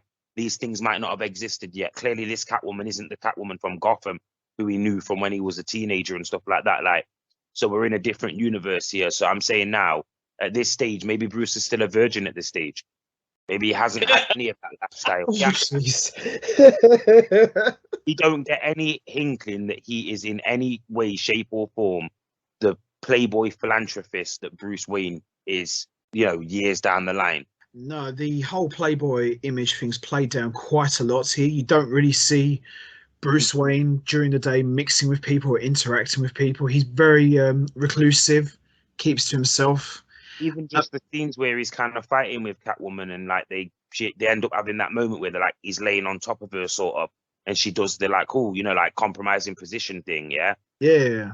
You can clearly see that he does have that element of, what's this? Like, isn't that, I'm not used to this seduction. Like, seduction's a weakness, and you can tell that he's not yet ever had to deal with the, how do I separate Bruce from Batman? Yeah. He's still trying to figure it out. This hasn't happened for this character yet. And like I said, I would almost be certain that he is a virgin in this. Like, this Bruce has not had the sexual experiences that the Bruce of the Michael Keaton Bruce. And if you look at it, Christian Bale's version of Bruce, at first, you kind of see that he is a bit of a weirdo and a loner, and people don't really understand him and stuff like that. But they made sure to show you that he was doing all those parties and stuff and all that kind of stuff. This Bruce isn't that Bruce. No, he was not. Far from it. No. He very rarely went out in public as well in this movie. He was a recluse. He was a social recluse, and he had no friends. He's got no friends whatsoever. Like, Alfred is literally his only friend. To the point, yeah. I would say 22-year-old virgin, never had a sexual experience, never even been left alone with a woman on his own until he was left with Selena in that situation where they were talking about the woman who she may have been the first female that he's ever had physical and emotional feelings towards, sexual feelings towards, that he's ever been left alone with. That's some good points you made there, Rex. That's actually true. Just remembering going back to those scenes, I was like, wow, okay. So this Batman's clearly not experienced with the opposite sex, because, like you say, he's probably not met that many in his life, has he? And she's got him straight away. She's got him from maybe the second time they meet. He's clearly like, whoa, this girl's hot as hell. What's her story? You know what I mean? Like, even the detective, the world's greatest detective, or soon to be world's greatest detective, even he can't figure out what this girl has that is keeping him so focused on her. Like, we don't get the overwhelming love story in this where he's pining after her and wants to spend time with her and all that. But even on in the film where she reaches out and wants to talk to him, and he's like waiting there, and you know, she's like, are you there? And he's like, yeah, I'm still watching. There's kind of a subtle hint then as well, like, why does he keep watching her? Why does he keep going back? Why is he trying to hold on to any form of relationship with this woman who, it was a business statement, like there was nothing else to it. And then I realized that, oh, he does like her, doesn't he? This is not the Batman who keeps women away from him at all times and doesn't have any connection with them so they don't get hurt. This is the Batman that isn't aware of that. This is the Batman that at this stage is not really willing to let a woman in because he's unsure of what them feelings are inside of him internally. But at the same time, he also would fall very quickly for any woman who would show him attention, because he's going to lack that closeness because his mum's not been around for years. What female contact has he had in his life at this stage? I would say he's probably had very little. You know, he's not really mixed. He's not really mixed with any ladies. Would you say that as well, Holiday? He's not had much interaction with ladies. Yeah, I mean, just like you can just clearly tell with the dynamic between the two characters. Yeah, he hasn't really, like I said, I'm not sure if he's a virgin or not. We're not trying to figure out when Batman lost his virginity. That's a story for another day. We might look into that later on, but it's just one of those. It's just one of those. Just the interaction, you could tell like he doesn't get emotionally attached. And this is not the Batman where he knows to keep women away from him and everything like that. This is the Batman that you could tell he's getting an emotional attachment to Catwoman, to Selena. I'd be surprised if in the long term, whatever it turns out to be, I think that in all terms of Batman scripting over the last decade, you can kind of tell Selena's the one who because they brought Selena and him closer, even as Batman and Catwoman. Like, these are Batman's 22, Selena's like 19 in this, yeah? They're both young, yeah, still young for the relative age of what they become, yeah? So from the Burton film where they introduced Batman and Selena as working colleagues, and then later down the line as Batman and Catwoman, sorry, you have to look at it from that perspective. Like, they've made those two connection, they've taken 10 years off it. Then in Gotham, they went really young and made it so that we believe that these two known each other from when they were, 12, 13 years old. And they had let's be fair, those two versions of Bruce and Selena actually fully were in love and, child love, but they still knew. You could tell that they were building something where these two are going to be aware of each other forever. And I feel like in this, they've now brought you as close as what they are comfortable with bringing you, that Selena and Batman met as Selena and Batman when, they were both in their early 20s or whatever. I think this is as comfortable as they are bringing these two together in the cinematic universe. And it makes sense now as well that they would have known each other, so that in 10 years' time, you can get that true love story of I've always loved you, but I can't be with you sort of thing. Because we've all been aware of that, haven't we? We've all, even since the Keaton and Michelle Pfeiffer. Because let's be fair, people look at Batman as the hero, and he is the hero, but he's still messed up, and there's other stuff going on behind the scenes with Batman. They didn't really express them until really the Nolan movies, but we know that behind Batman and Bruce Wayne, there's a very tortured individual, and Catwoman's got the same sort of origin story, so they fit like two peas in a pod. And let's be fair, it's the whole premise of these two are supposed to be together. It's that who are you without me thing. Yeah, definitely, absolutely. It's like Catwoman's always been the best girl for Batman, but at the same time, he can't have her because of what she represents. So they're both like on opposite sides of the city, just waving at each other, but they can't be with each other. Why do you think they kept throwing different women love interest for Batman based on characters? This woman's based on this character. Why do you think they kept doing that? Because they wanted people to quickly forget that we all accepted at that stage, like the thing that happened with Spider-Man and Gwen. We all knew that it was supposed to be Spider-Gwen from the start, but they forced us with the Mary Jane thing. So a lot of people got caught up from the animated series thinking that Spider-Man's only love interest was Felicia and then Mary Jane, rather than this one that actually was the real love interest, which has a big part in the origin of Spider-Man. I think it's like this with that. They want people to know that Catwoman has a big part in the character that Batman becomes, because Batman's always aware that Selina is Catwoman. She might not be aware until he reveals himself as Batman to her, which I'm sure he will down the line. But that will happen eventually. She's not aware that he's Batman. She might have suspected it, but she's not always been aware. But I like the fact that they've made it so that he's always been aware that Catwoman, like as soon as like he figures it out pretty early, doesn't it, that she is Catwoman. I mean, look at the way that she dresses; it's pretty obvious, isn't it? Oh yeah, absolutely. It's a dead giveaway. One thing I wanted to touch upon before we get to the next scene was the relationship of this version of Bruce Wayne and Alfred. Alfred is played by Andy Serkis, great actor as well, and a good director as well in his own right. What was your thoughts, Holiday, on this relationship of Bruce Wayne and Alfred compared to what we've seen before in previous movies?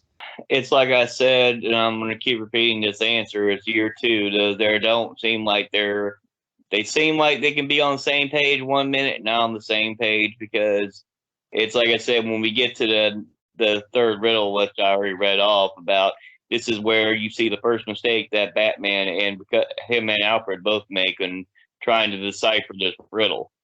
And this is where you can see more of a human side with Batman, because normally Batman would get this stuff right as he got older, and later on in his career as Batman, as a detective, he would get these right more often than not. And this is where you see a first big mistake happen with one of these riddles. Yeah, absolutely. Rex, what did you think of the relationship of Bruce Wayne and Alfred in this movie compared to what we've seen before? Well, straight away, I'm going to agree with what Holiday just said then. This is year two once again. Yeah, like there is no real relationship between Batman and Alfred at this point. Alfred's probably just steadily going along with what Bruce is doing until Bruce gets it out of his system. We've seen that in The Dark Knight or Batman Begins, sorry. Like this will be a phase that passes, and I'm sure that Alfred's still stuck in that mold of eventually this phase will pass and he will get over this vigilante stuff, but he's more on board than he was at the start.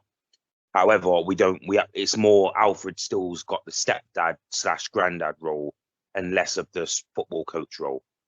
Later down the line, obviously, you get the Alfred that is building the gadgets and making all the other stuff and changing certain things, helping out with other things.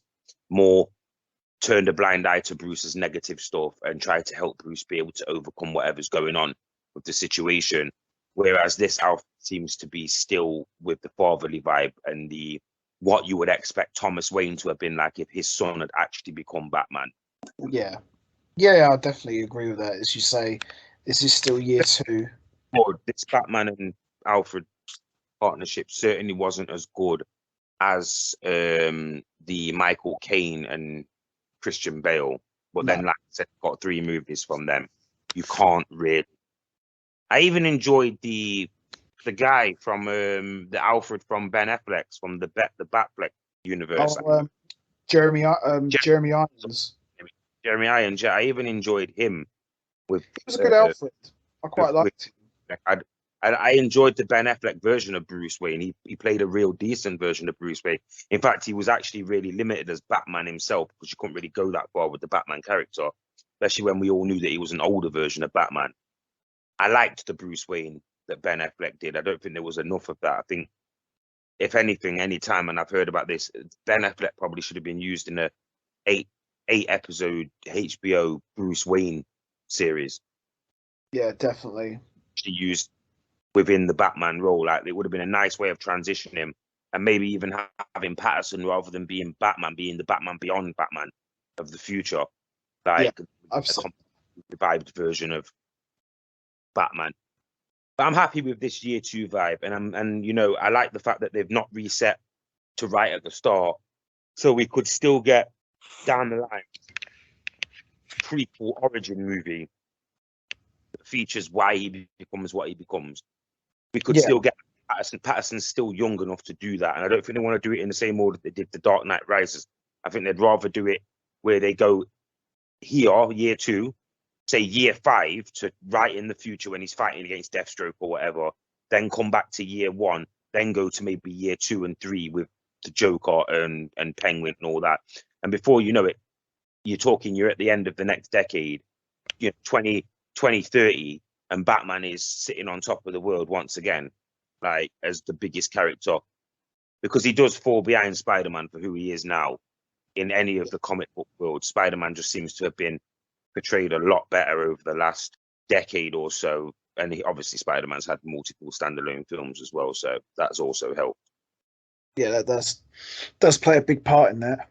So we move to the next scene. We see the Riddler abducts Coulson, and he straps a timed collar bomb to his neck and sends him to interrupt the funeral of Mitchell. What did you thought of this scene with the funeral and the whole bomb situation, Holiday, with this one that was going on? I'm going to do what Rex did. Let me go last on this one because I'm going to go through all 3 of the riddles. So I want to hear y'all's thoughts first, and then I'll go what my thoughts are, and then the 3 riddles that he had to try to solve to get out of this. All right, then. Rex, what did you think of this scene with the bomb at the funeral? I just thought it was peak character building, as in you really got to see how disturbed that the Riddler really was, because there was no way they were getting out of this.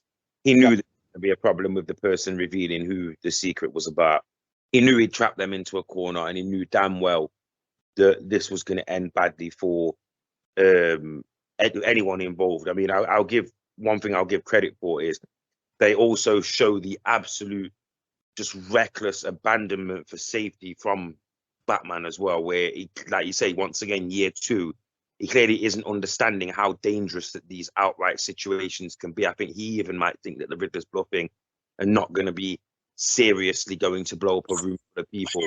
And is this the scene as well where Bruce looks up because Bruce is obviously in the church as Bruce at first, isn't he? Yes. Yeah. Looks up and sees what he thinks is Nashton, obviously standing above him. And then obviously later on in the scene, Bruce comes back as Batman. Nobody asks any questions, and nobody says fuck all to him. And I've got to look at it from my perspective and say this scene became harrowing towards there. Like Batman, I didn't know you didn't really know who the bad guy was. The whole audience that's there in live in the actual scene, they don't know if they can trust Batman or if who's the bad guy here, because we've been told that this guy's the bad guy. And there was also the subtle hint, wasn't there, when the guy who joins with the Riddler at the end of the movie, he looks at Bruce in the church, doesn't he, and says, because he doesn't know who Bruce Wayne is, he's like, oh yeah, it's all the Waynes and all Thomas Wayne and all them. It's all those fat cats that have been poisoning our society and all that. And it's the first time that Bruce gets a inkling, I think, of how much people actually hate him and his family without him even doing anything. They don't know that he's Batman. He thinks that people hate him as Batman, but in reality, this scene actually proves that there's a lot of people that hate the Waynes as well. Yeah, yeah, definitely. I thought the whole scene with the bomb at the funeral in the church was definitely quite a scary moment, especially with the whole car crashing through and knocking the coffin over as well as he grabs the boy and moves out of the way. You know, it was one of those scenes. It was one of those scenes to me. It felt like, how far is the Riddler willing to go? And you know, as you say again, this is the year two thing. He saves the son of the guy who's killed, doesn't he? The commissioner's Yeah, son or whatever. he pushes him out. He Because grabs him out of the way. obviously, like I say, thankfully, we don't get the origin story, yeah? But if you watch it a little bit, like, I've got a feeling, and I'll say this before you continue, does that commissioner's son become one of the characters in the film, in the comic book universe? Because I almost felt like we were staring into the eyes of the opposite of Batman, like the kid that actually will go full, you know, craziness, insanity later down in his life because of what he's affected by now, because of his dad being killed in that way. I feel like we might be looking at, you know, the dark side of what can happen when you're, because Bruce is obviously looking at it from a way of, I know what you're feeling like right now. My parents was killed. Yeah. There's also a subtle hint of what does he turn out to be down the line then, that young man? Very hard to say how he'll end up, really. Certainly the designs of a DC origin story, isn't it? Parents was killed right by the Riddler. It's a classic DC, classic superhero origin, isn't it? Your parent was killed by another supervillain, the Riddler, and years down the line, you then took on the mantelpiece of, you know, this person. Well, I mean, the possibilities there. So Batman saves him as well, meaning that you've always got that link as when I, you know, like the old Hawkeye thing. Hawkeye saved me when I was a kid, and I wanted to turn out, and then eventually she ended up becoming Hawkeye. There's almost that element to it. Like, was this not Jason Todd, not the thing here, was this Tim Drake? Like, are they going to retcon this kid as Tim Drake down the line, and this kid becomes Robin, and then thus becomes Batman? I feel like there's something there more, even though it was only subtle. I feel like that kid was in the film so much, with so much relevance with Bruce Wayne. I feel like down the line in the future, they may even retcon that child in to be someone completely different. Well, we'll have to wait and see what happens in the sequel. But yeah, the possibility is very high that they could retcon this child at some point, because, you know, as you say, he had too much of a big part there to not have anything be done with him. So you never know. Looked at Bruce before the explosion and all the crash happened. He was basically, him and Bruce met eyes just before that. He knew that Bruce was there. He knew exactly who Bruce was. And I'm almost certain that obviously he knows that Bruce had obviously had the dead parent. But I'm really looking forward to listening to what Holiday's got to say about this whole scene. So I'll let Holiday go with what he wants to, as long as obviously you're finished, Warhawk. Yeah, I'm all good here. Holiday, what did you think? This scene, this whole scenario with this trap and stuff kind of reminds me of Saw, the original Saw movie, and the fact that, you know, he was given a choice. He was given a choice to get out of the situation. He just had to answer these 3 riddles. And this is a very dark scene as well. It's not as like gruesome as the rat scene, but the psychology of it is, okay, I'll give you a chance to live. You just got to reveal the truth. Let's reveal how corrupt you are. And this is where the riddles come in. It's one of those things like, it can be cruel, poetic, or blind, but when it's denied, it's violent you may find. And of course, the answer was justice. He revealed the first answer right.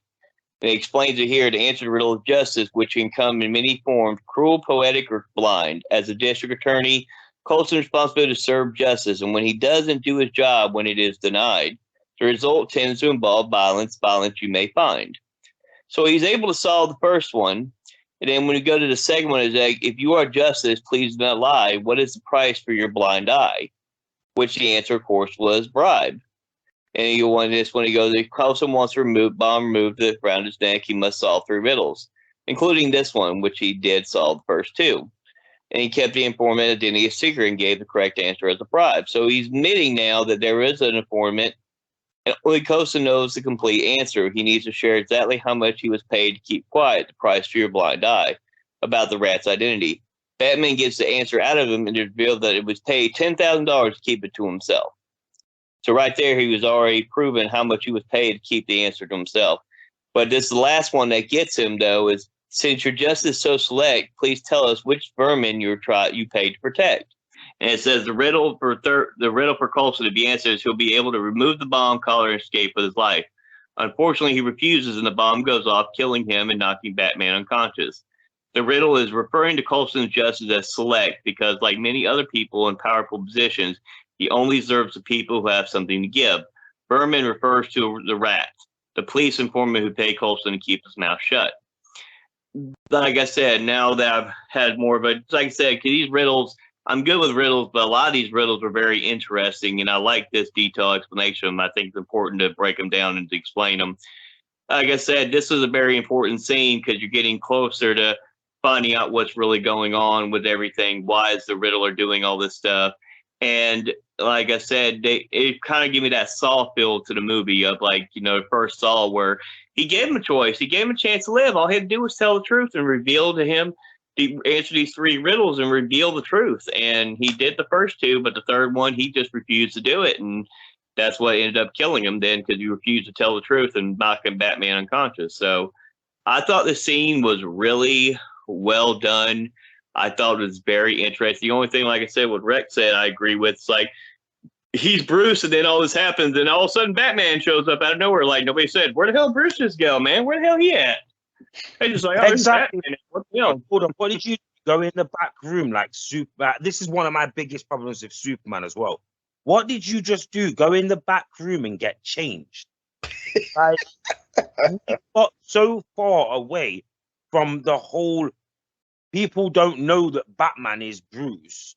We've gone to the point where we'll give him the eyeshadow, which actually it helps with not being able to detect who somebody is, and it does help quite a lot as well.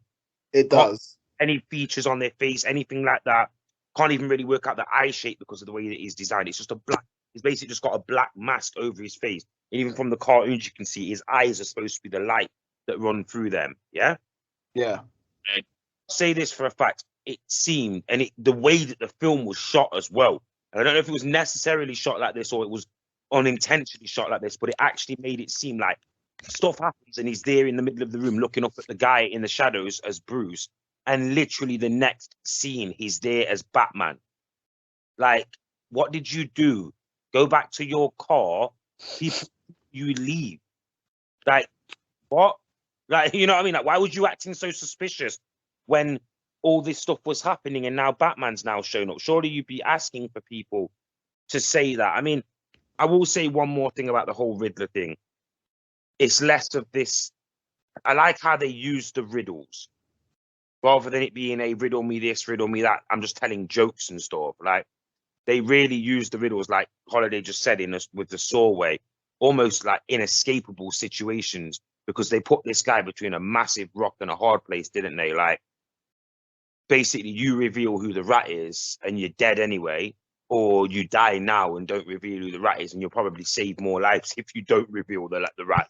Because you've got to remember, if he does reveal the rat, he's going to be dead at the hands of the rat, and then those subsequently other people who know who the rat is are then probably going to be in danger, and then his family's in danger, etc., etc., etc. There was a bit more in this scene, and the last thing I'll say on this as well is the way that the Riddler was talking in this scene, as I said, with the Bane style, like really breathing, like you, like really, really speaking like with a deep hatred, passionate delivery of his like vocab and stuff. Did you guys pick up on that? The way that he was like, like he wouldn't leave this scene until the guy either revealed it or died. There was no getting out of this scene. Like, he really, really antagonized and turned up this. No comedy. There was nothing comedic about this scene whatsoever. It was just straight, really, like I say, the word harrowing, bullying, and just hazing to get this guy to admit something that the Riddler already knew. And you got to look how sadistic that portrays him as him. So you're going to kill this guy. You're the only person who actually knows the information that he knows. Just say the information. Yeah, I definitely so got sadistic. Bane vibes with him for sure. Yeah, it's so sadistic. Like, this was definitely I almost feel like this was the Nolan Batman 4. If we had got a Batman 4 in the Nolan short of what the Riddler would have been in his world, right? There's definitely some Nolan vibes here. Just listen to the way that the Riddler's speaking, the way that he gets almost psychotically angry during this questioning and riddles. Like he's so frustrated and wound up because he knows that this guy is not going to give up the information. He knows this guy will protect that secret, and he wants to, in a way, show that it's not just the secrets, it's the corruption of the secrets that is also the poison that lives within Gotham City. Kind of, when you think about it, it's like you kind of should be questioning who really is the good guy and the bad guy here. Once again, some people do good things for bad reasons. Some people do bad things for good reasons. This guy almost seems like he's doing bad things for a good reason. Yeah. Because it is a good reason. He's trying to expose the scum and the grime that live within Gotham City. And he's trying to make it clear to the people that obviously he's involved with and people that are running this city that he's onto them. But he obviously isn't a powerful enough person to be able to get them to listen to him. Yeah, I definitely got that vibe. 100%.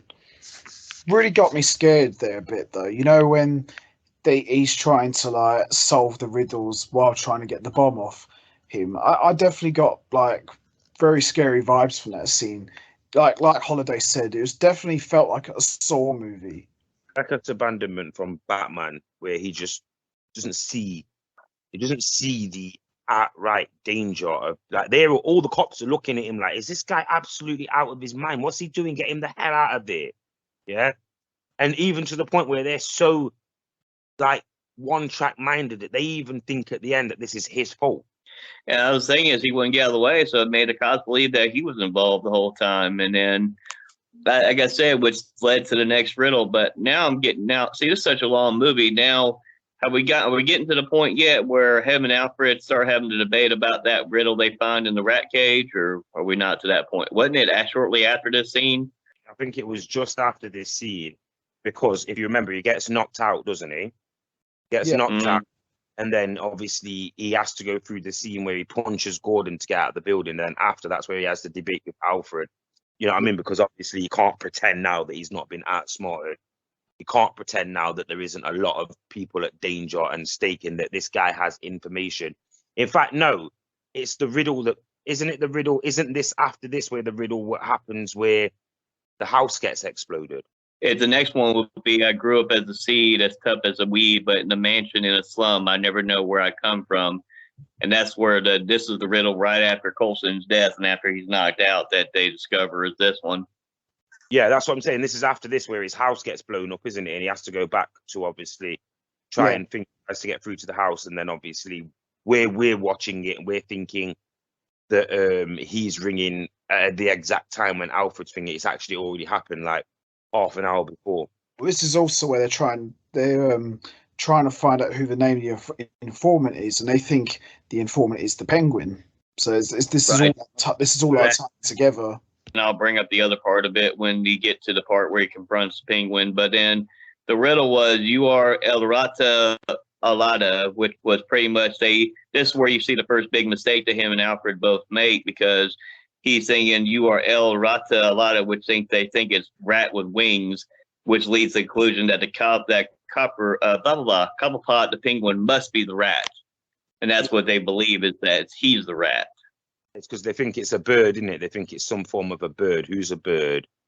And it's like, penguin's got wings, you know what I mean? And then they assume, obviously, like you say, that it's Cobblepot, when in turn they should be looking for, somebody else. Yeah. Which is important, because we're getting to that point where he goes and confronts him after he figures out this next riddle. Yeah, that's right. That's the bit we're up to next. So we come to the next part here where Batman and Jim Gordon believe that the informant could be the Penguin, and they track him to a drug deal, and then they discover that Maroni's operation was transferred to Falcone, with lots of the police officers involved. This was actually a very good scene with Penguin and Batman, Jim Gordon. Another great performance by Colin Farrell. Sometimes, like you guys said at the beginning, I almost forgot that it was Colin Farrell was playing the Penguin. I almost forgot it was him, because he did such a great job in his performance. I almost forgot that it was him. What did you feel of this scene, Rex, with Batman and Penguin and Jim Gordon? I felt like we got to look into, once again, the fact that not everything seems at this point, once again, to take the thing from Holiday, the year 2 thing. Not everybody is fully fledged and developed here. You see in the elements down the line, there would be no way that Jim Gordon would associate with the character that the Penguin turns out to be. Yeah. Batman wouldn't be this vocal version with the Penguin. It would be all out, trying to capture, trying to beat him or whatever. I feel like you get these scenes in this, or you got this scene in this to actually show what I just spoke about them, which is these characters are early versions of their characters, and these things that they're doing, these discussions, these situations, these conversations could be what leads to issues between them later down the line in the whole Batman arc. It's nice to see that they have got the balls to actually pull the trigger on some of these things, not go full bore and have Batman in a full at war with the Penguin. Obviously, there are bits in this, of course, where we do lead to Batman having situations with the Penguin, but it's more just that, to me, that's in between Batman and Penguin that's coming up is more to do with Batman showing his authority because Penguin is being defiant. Like I said earlier on, it's Penguin still got that. Can I mess around with this guy? Is this Bat? Who is this Bat guy? Like, come on, can I? Is this guy dressed in a rubber bat suit? Is he really all this tough and all this, or is it just all fear and all smoke and mirrors and stuff? I like the fact that we get this thing from Penguin, but yeah, before that, I like the fact that we got dialect and we got linking, and you got to see the Penguin's not just an out and out total scumbag in this film either. No, he's not. But he's willing to work within the boundaries of the law to keep his operation running. Of course. They do kind of put him on the spot, and they show his intelligence as well, because they put him on the spot where it's like, practically they're accusing him, obviously, of being a rat. And he's basically having none of it. And he's clever enough in this scene to work out how to get himself out of this scene. Now, I don't know if that's more signs of the sneaky, slimy version of the Penguin that we know and we've seen over the years coming out of him, get himself out of jail, basically, and, you know, go on and do what he does, always surviving. The Penguin always seems to survive, doesn't he? Yeah, he does.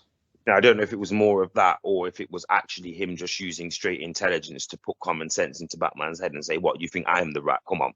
I would probably say it was a bit of both, really. Obviously, we know the Penguin's a very slimy and sneaky guy, but he's also very intelligent. So I would say that he more or less tried to sneaked away, but at the same time put some common sense into Batman. Because, well, I'll let him not take the attention away from me, but let him divert his focus to something else. Because, well, no, it's not me. Maybe you should be looking over here instead of at me.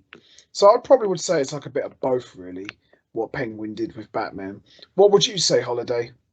I think the same thing, too. I think what's important here is that the Penguin, you know, he pretty much tells him, was like, going, this can't be Spanish. That's what Alfred and him and Batman are thinking, that it's Spanish is the meaning. And he's like, no, it can't be Spanish, because Rata Bada would have a la, which meant the, in front of it, not L. He said the real answer to the riddle is URL, which was what they couldn't figure out. So this is, like I said, also points out the huge mistake they made the first time, assuming that it was the Penguin involved with it the whole time, when he even pointed out it can't be, because, like I said, this wouldn't be Spanish. So I thought that was a very important scene to determine that, well, it can't be the Penguin doing all this. That's true. That's true, actually. So as we move along here, we see that they discover that it's Carmen Falcone, and we see that Selina's more or less trying to find out the body of Anika, and the body eventually turns up here, and we see that Selina tries to steal the money. Now, this is a very good scene that comes up here. We get a really cool car chase scene with Batman and Penguin. Now, I like that. You know, we don't, like Rex said, we don't get the traditional Batmobile that we all know. This is just like a very normal car. So this is definitely playing on the early years of Batman's crime fighting career. He's not the Dark Knights that we know yet. So he's still more or less trying to develop his crime fighting persona. Rex, what did you thought of the car chase scene with Batman and Penguin? Well, first of all, sorry kids, but you're not going to get your futuristic and really cartoon-like looking Batmobile this year. No. You'll have to accept what us adults believe as a car that would be souped up, you know, believable, not one of these cars that we've never seen, no one would ever see. It's the Batmobiles over the years have been actually quite a thing of ridiculousness. Let's be perfectly honest. Apart from the one that he used, the tank-like one that he used in Batman Begins and Batman the Dark Knight trilogy, and that, because obviously they made more sense because they was basically stolen military property or whatever. Yeah. That made sense. Yeah. However, this Batmobile is probably the greatest Batmobile of all time. It's based on obviously one of the original sorts of Batmobiles that we would have got. I wish they would have done this Batmobile in '89. This Batmobile was incredible. But I like how they used the whole chase scene to highlight that this isn't your typical Batman gadgets for, you know, rockets, oil on the floor. These are all things that, because of these chases that he's going to go through now, chases like this are going to lead to Batman needing those things. Like, look how lucky he gets in that chase with the Penguin. The ramp just develops in front. People might say plot hole covers. Yes, I'd agree. There was some plot hole covers in this, but it was also just the sheer look of the vigilante that is Batman. Sometimes things just come together perfectly for the likes of Batman, and, you know, why can he not catch a break? You know what I mean? Like, honestly, why can Batman not catch a break? He hasn't got the superpowers that Superman and them have got. Sometimes he just needs divine intervention. And in this scene here, with this chase scene with the Penguin, you actually think that Batman's been outclassed. There's a lot of element in this film that shows that the Penguin is actually possibly more intelligent than Batman in this. Especially when it comes to crime and stuff like that. Like, Penguin seems to be one step ahead until you see Batman come through the flames and the fire, like you see in the trailer, where Penguin's like, you know, like basically MFing him and telling him, like, what the hell do you think you're doing? And then in the end, Batman still ends up coming through the smoke and the fire and the flames. And he's like you can see the fear just fills. That is the moment there where I think Penguin realizes, yo, holy moly, I can't get the better of this guy. This guy is insane. He's more insane than I am. And I think he's willing to die to prove how insane he really is. And that's the moment there. I think that moment there, when Penguin looks through his mirror and sees Batman still behind him in the Batmobile, that's the moment there where I think that you're not going to get much more of this. Can I test this guy? How strong is this guy? I think that's the moment where Penguin in this film actually accepts, whoa, I'm not dealing with your usual cop, vigilante cat. This guy's on a different level. This guy is really willing to kill and be like, obviously Batman doesn't kill, but it looks like he's willing to.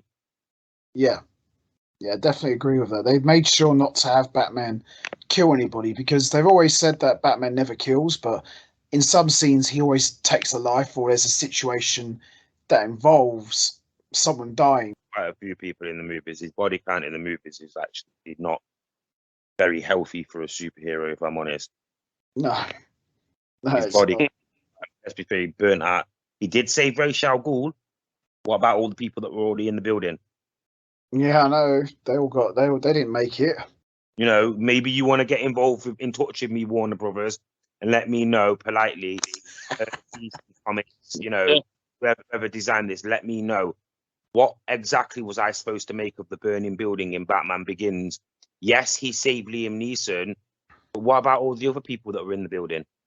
And, you know, we all know what that building is. It's basically built on top of a mountain in the middle of Nandar Parbat, which is supposed to be in the Himalayan mountains. Right, everyone in that building died that day except Ra's al Ghul and Bruce Wayne.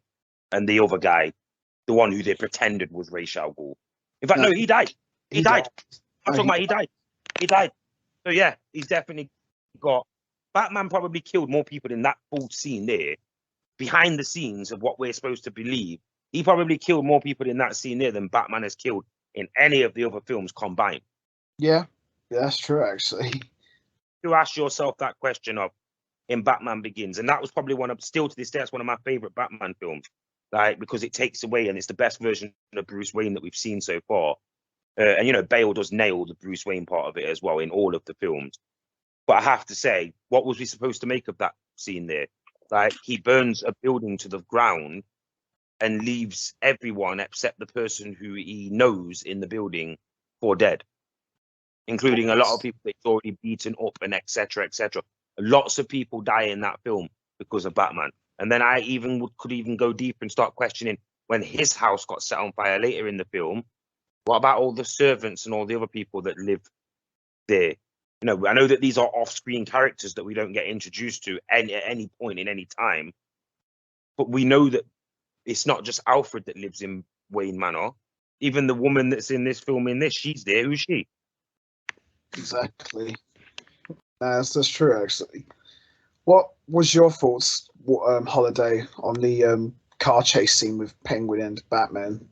Thought it was really well done. It's not your typical Batmobile. You could tell because it's more like a hardtop kind of a car, more like that he just modified just a little bit, not too much of the stuff you would see later on as he got older and became more of the Batman character. Like I said, this is my whole thing, the whole review. You've heard me say this is like year 2 Batman, so he still hasn't, quite become the Batman we all know and love at this time still. So thought the chase scene was good. Thought the dynamic was interesting with all of it. Like Penguin thinks he can get the upper hand, but can't get rid of Batman, and that's how you interpret it. And during the scene and time of the movie, yeah, that scene at the end after Penguin's car gets crashed, you see what Rex said.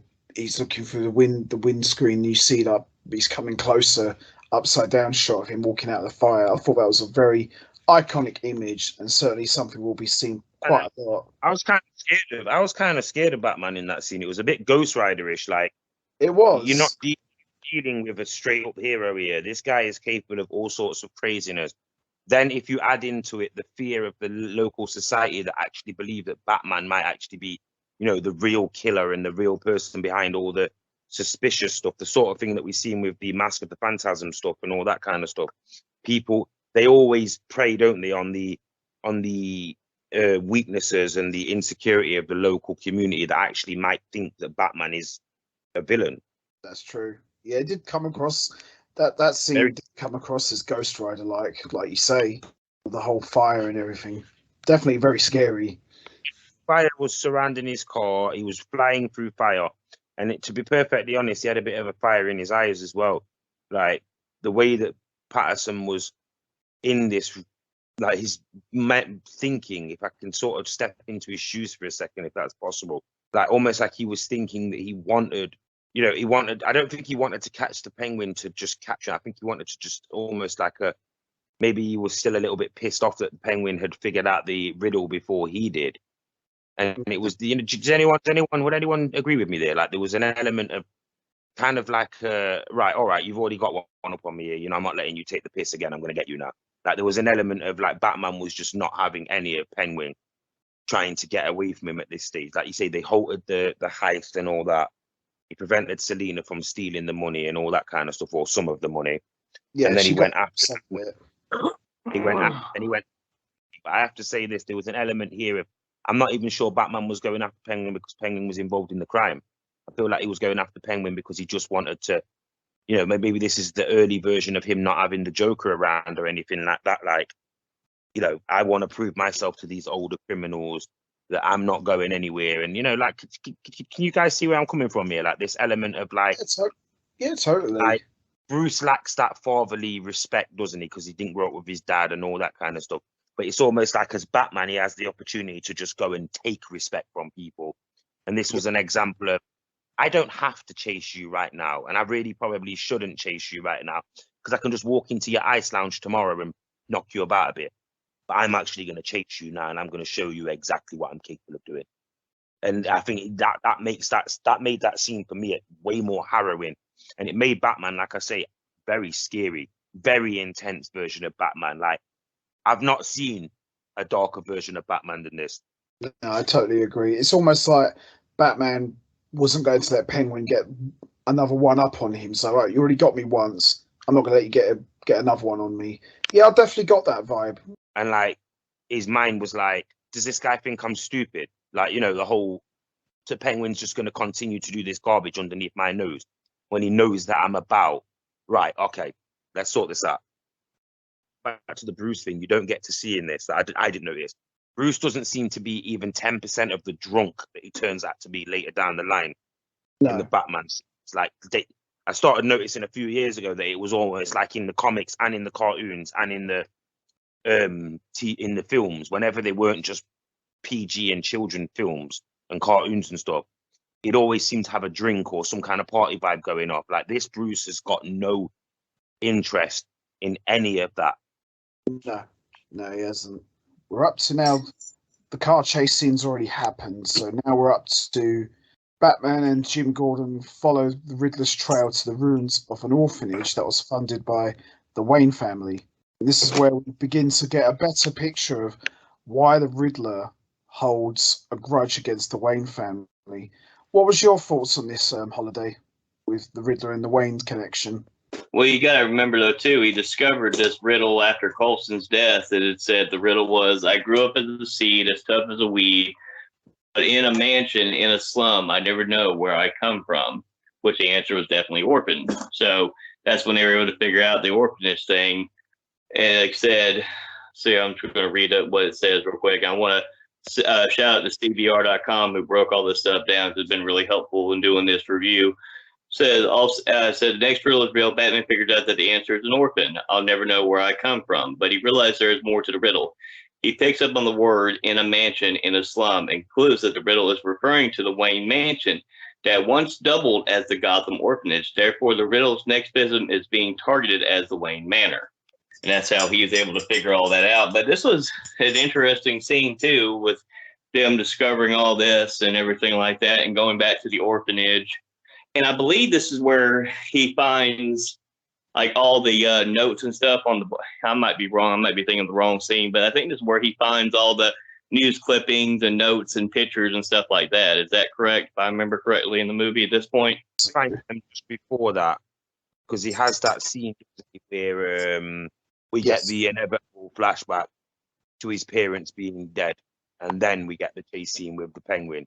So yeah, I think that we've gone a bit forward here. I think that what happens is we get the riddle, then we get the flashback scene, and then we get the Penguin chase scene. That's what all happens between those things. I'm sure that's what takes place.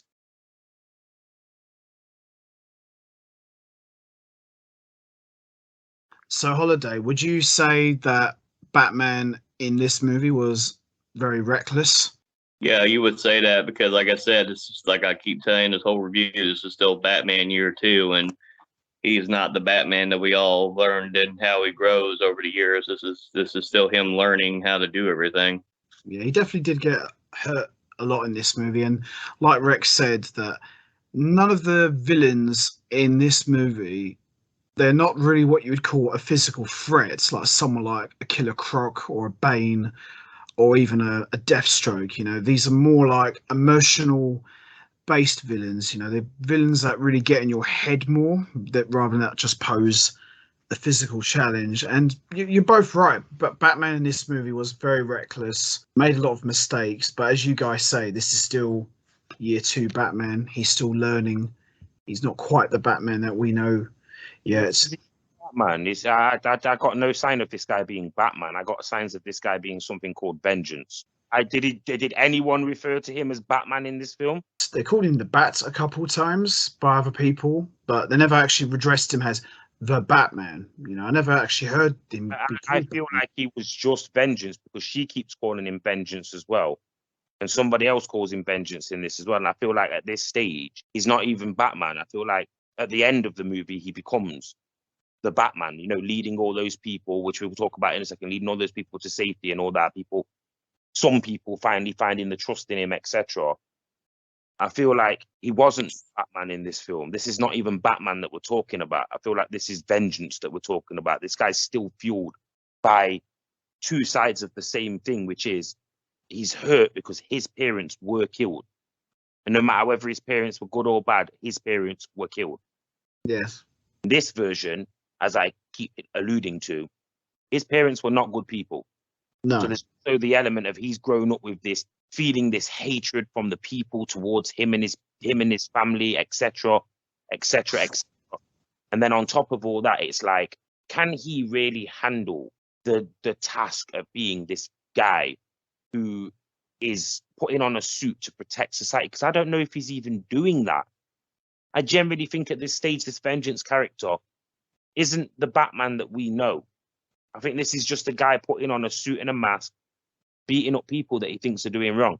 Yeah, I probably would say that as well. Yeah, that's true. Actually, now that you just remember, right or wrong at this stage, like Holiday keeps saying, and I keep saying, This year 2 stuff is eye-opening. It's massively eye-opening. Yeah. Even with evil characters like the Penguin, Falcone, the Riddler, I'm going to say the same thing that I've say in almost every review. But whose side is he on? There we go. That's true. It's true. DC will always lead you to the same equation at the end of all of their programming, films, television, whatever it is. Whose side are they on? She, he, whatever. Whose side are they on?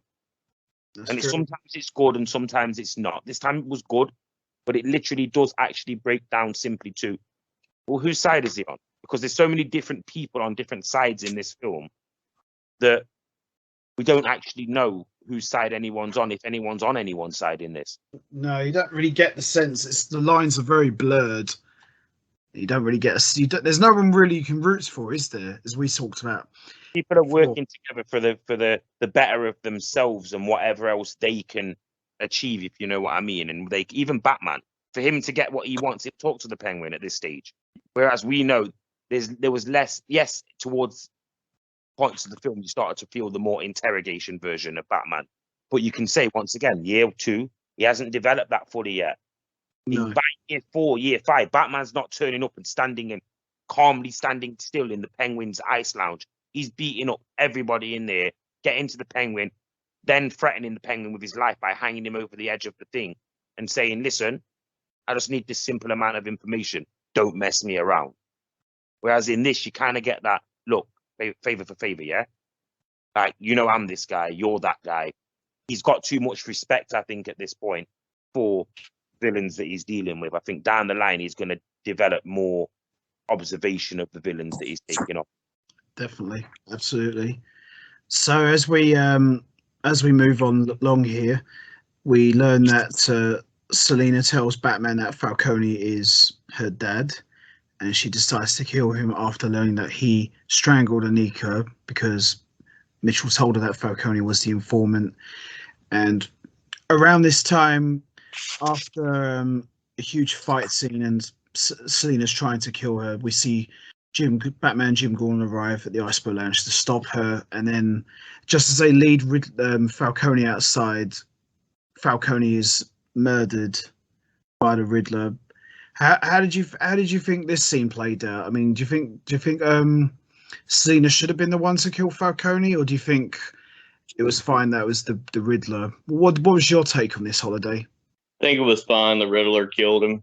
I think if she had killed him, it would have taken the movie to a totally different direction and took it away from the main thing of story of the Riddler trying to reveal the corruption. So I think it was the right decision to have the Riddler kill him instead of Selina, because if I think it would have took the movie in a different direction and took more focus off of the Riddler and what the reasoning for all his stuff he's doing.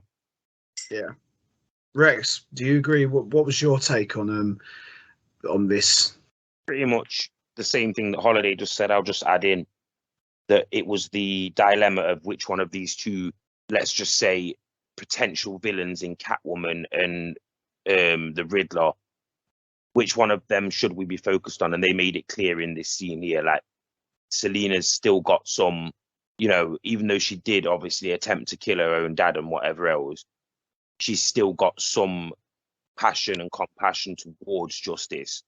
Yeah. Which is the main focus for the Batman character. Whereas, even though despite the fact that Edward Nashton's talking nonsense about justice, he doesn't care about justice because, he would have let Falcone serve or at least go to the courts and that.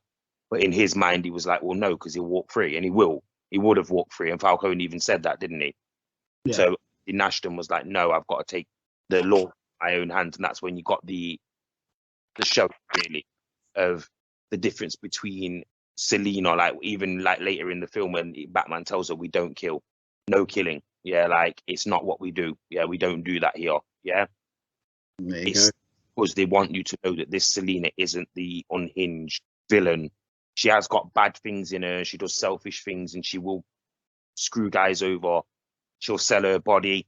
She'll do whatever she needs to do to survive. This Selina is an extension of the Selina from the Gotham TV series, who needs to do what she needs to do to survive. She's not a bad girl. She just doesn't always make the right decisions. Yeah.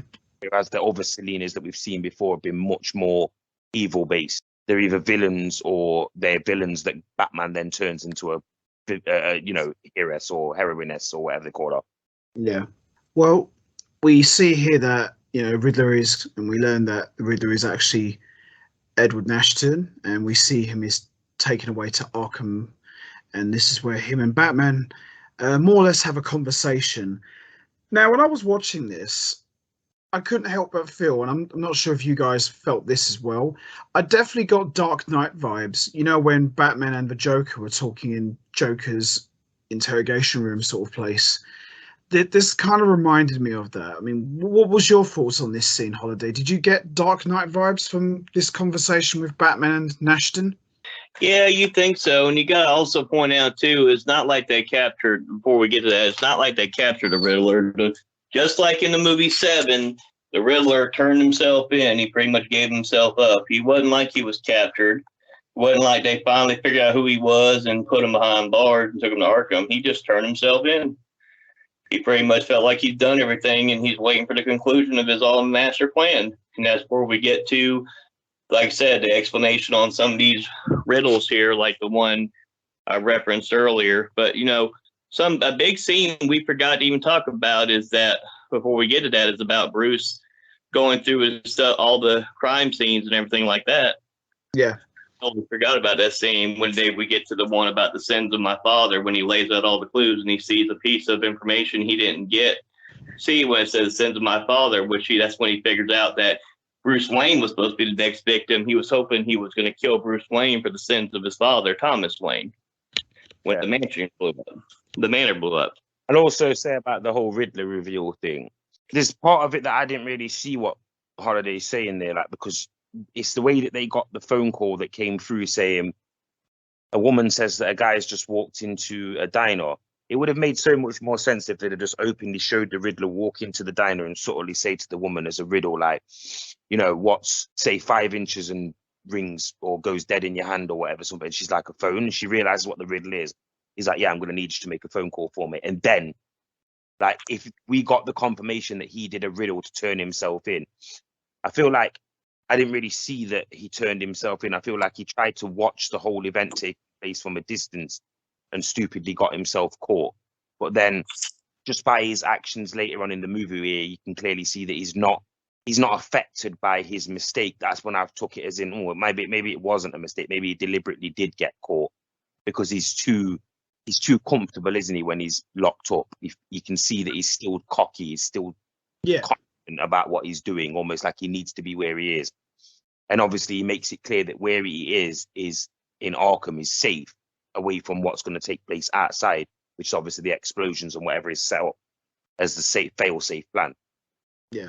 This was actually a really good scene with Nashton and Batman. Definitely got Joker vibes with Nashton. I know that he wasn't supposed to be the Joker, but as I said, I definitely got like Dark Knight vibes from this scene in particular. And Batman learns that Nashton has set up a number of car bombs around Gotham and cultivated an online following that plans to assassinate the next mayor in line, Bella Real. Now, obviously, we see all the bombs go off and they start flooding. Do you think, I wanted to ask you guys this question, with all the flooding going on with Gotham, do you think this was their attempt to maybe, wouldn't necessarily say shoehorn this in the movie, but do you think they would like more or less trying to do their take on the No Man's Land story arc? I mean, what was your thoughts, Holiday, on that? I think it was, because if you listen to what the riddle he tells him when he's interrogating him, it says, was black and blue and dead all over? The answer is Batman. Once the riddle is captured and taken to Arkham, Batman visits him to discover the end game. Batman knows that this has been leading up to something, but he doesn't know what the map he found in the villain's hideout means. The Riddler taunts him, mocks Bruce Wayne, and then sings Ave Maria while the seawalls of Gotham City explode. Rev's bat is the black and blue is dead all over is somewhat unclear. Batman's suit is black, and since he won't join the Riddler in his plan, he plans on involves killing the Batman. The blue part is up to the interpretation. One assuming would be that he plans on leaving Batman's body battered black and blue, Alternatively, it could become the entire city is submerged in water. The water begin being the blue aspect. The most likely scenario is that the blue refers to a police involvement and that Batman has become just as problematic as them. And that was the breakdown of that riddle. But like the whole point is, like I said, this is kind of gives you that vibe of no man's land, because especially when after, like I said, when Batman's able to keep the electricity from getting into the water to kill everybody, you know, which is interesting. He finally used the bat symbol off his chest to cut the wire, and his suit can reflect electricity and absorb electricity. That's when, you know, he stops and everything and leads everybody to safety. Also got the vibe of, you know, the black and blue all over. I also got the vibe of that could just mean Gotham, because the buildings are mainly all black, and then if it's blue all over, it'd be the water, wouldn't it? Yeah. That I kind of got from the black and blue all over thing, as well as it being, it could be Batman, yeah? But I do totally agree at the end, like, yeah, it looks like they've taken little hints from that. You know, they want to clearly make Batman, to some people, beloved, as in, you know, they've spent a lot of time over the years building this world where Batman is this polarizing character where, you know, we say some love him, some hate him. No, mainly in Gotham City is a hated character. Most of the people don't want him doing what he's doing. They're either jealous because they can't do what he can do, or they are police officers that want to keep their standpoint, like I said earlier on, corruption and all that, secret, so they don't want a guy like Batman sniffing around. But yeah, we definitely got some. There was multiple, you know, like I said, with this being year 2 and not being year 1, they took elements from all over the place, really, didn't they? Let's be honest. Yeah, they did. You know, I definitely got the feel of No Man's Land vibes here, because that's the stuff that happened with the damage to Gotham, and, you know, the more or less trying to like repair the damage of what had happened.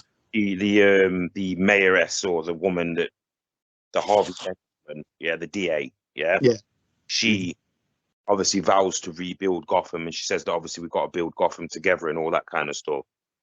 You kind of get that No Man's Land vibe, as in Gotham's just now going to be, the heart of Gotham is stronger because people are going to come together more now.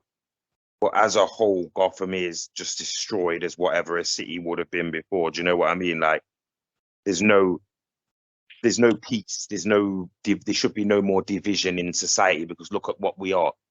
Just because you had money before, what have you got now? Exactly. We all need to come out of this as better people, rather than coming out of this trying to rescue whatever we had before. If you were rich before, you might not be rich now. If you were poor before, you'd probably still be poor now. Yeah, that's true. So we see all the bombs go off, all the waters burst and flood Gotham, and as we're now more or less starting to wind down here, we see Nashton's men. This is a confusing scene, because all of the Riddler's followers all look like him. I mean, what was your thoughts on this, Rex? You know, do you think there should have just been one Riddler with that look, or did you like the idea that all of his men had that? You should. Did you read the? So I'm going to answer this now. Did you read the text that was in his chat? In the text of his chat, it was clearly giving hints. You can buy them from the hardware store. You can buy the mask from this place. You can get this from this place. And people in the chat were talking while he was doing his live stream.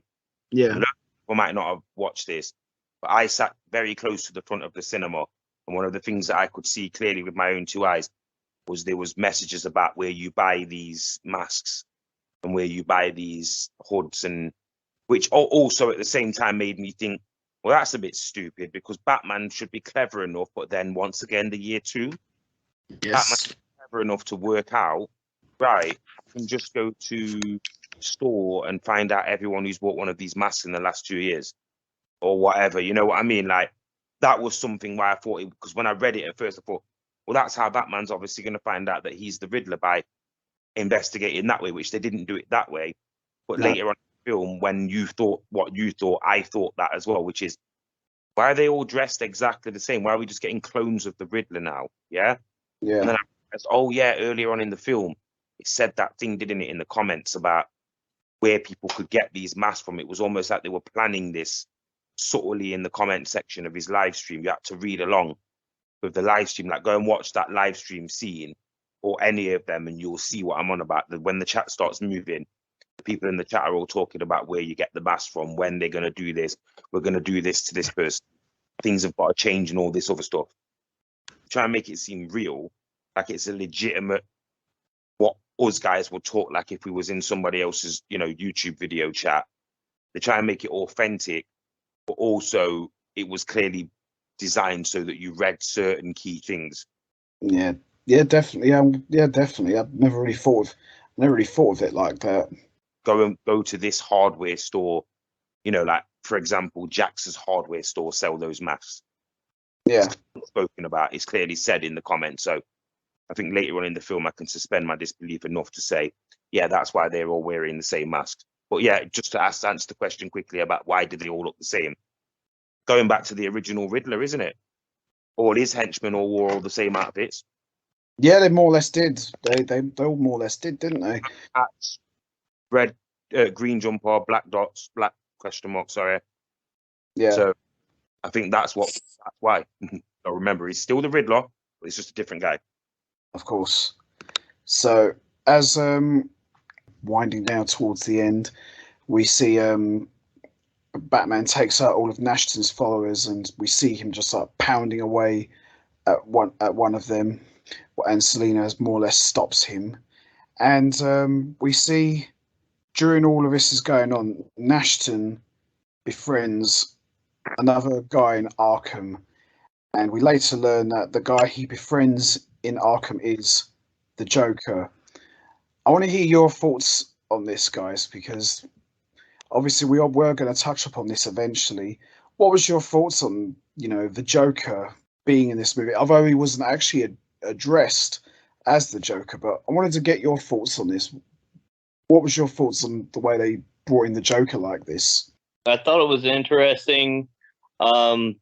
It was an interesting way to do it. Like I said, I'm just going to touch on the last two things up here real quick while we're talking about this, because it says, when I brought up earlier about the see you in hell, it said, Batman doesn't solve the riddle. He only understands once the riddle explained to him. We're referred to Arkham Asylum. While Batman does see him there, it isn't actually how the Riddler imagined it. Originally, he thought Batman would join his crusade and may even be in the asylum with him, which explains that one, because we get to more of the explanation towards the end of the movie. And then the last riddle of the whole movie, the less you have of them, the more one is worth, which the answer was friend. And that was when he talked about the Riddler is called over to the cell next to him by a mysterious character who is yet to be named. He says riddle to the Riddler to acknowledge that he knows who he is, that he agrees with his ideas, and they could work together. It is assumed that the mystery character is Joker, so the Batman ending lines up perfectly for the sequel. And that's pretty much the explanation. But I think I think it could have been different because of the fact that they, after like 2 or 3 weeks after release, this movie, they just revealed the deleted scene of him portraying the Joker, and it was like 5 minutes long. Yeah, that's right. That got released just a few days ago. Yeah, and it just got released about that scene that got deleted out of the movie. That actually show him as the Joker, the character that we're talking about as the Joker. Yes. Yes, they did, more or less. Yeah, you do see him as the Joker. Then he doesn't say him by the Joker, but the laugh and the smile and everything like that, you pretty much are left to the conclusion that he's the Joker. What was your thoughts on that scene with Nashton?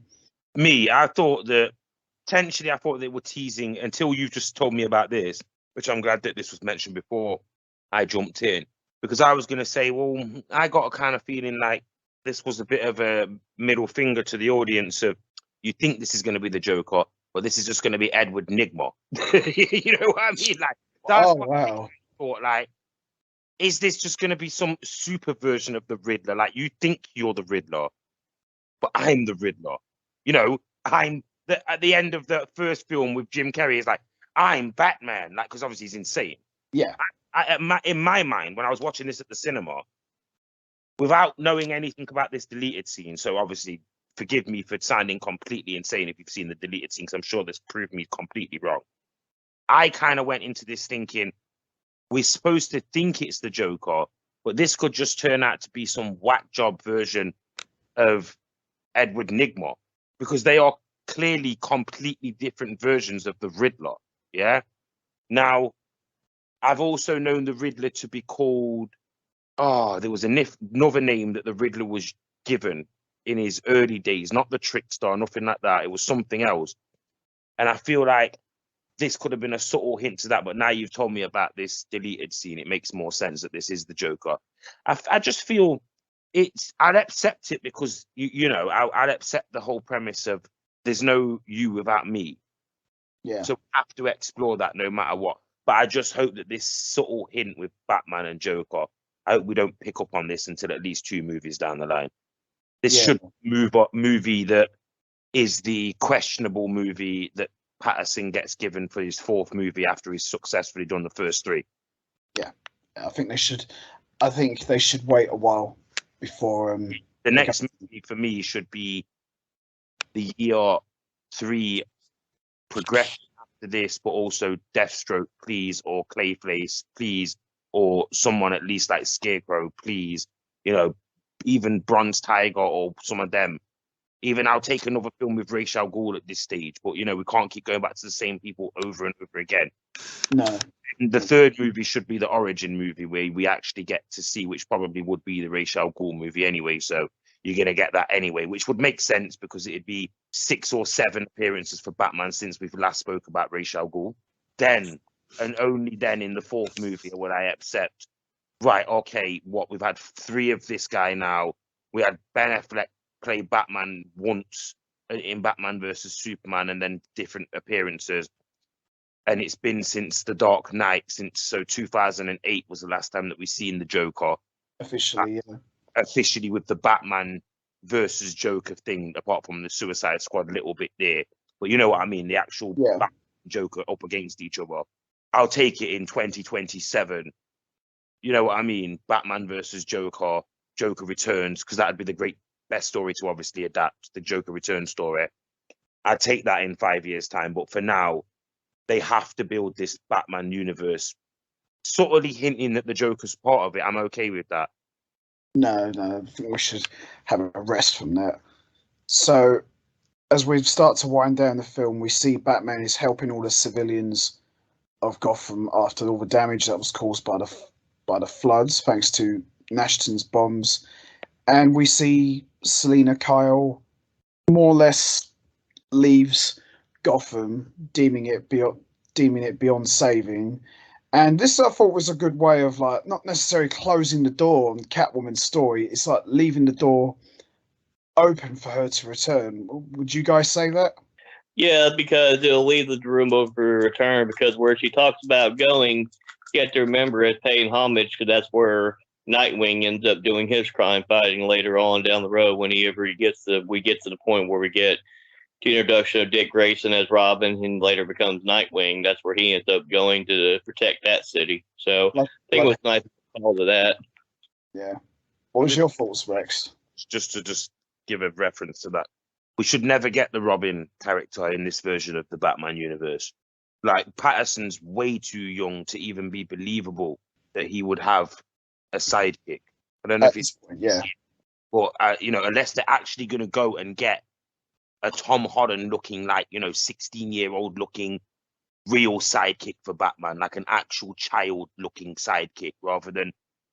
Because how do you get away with Robin in the...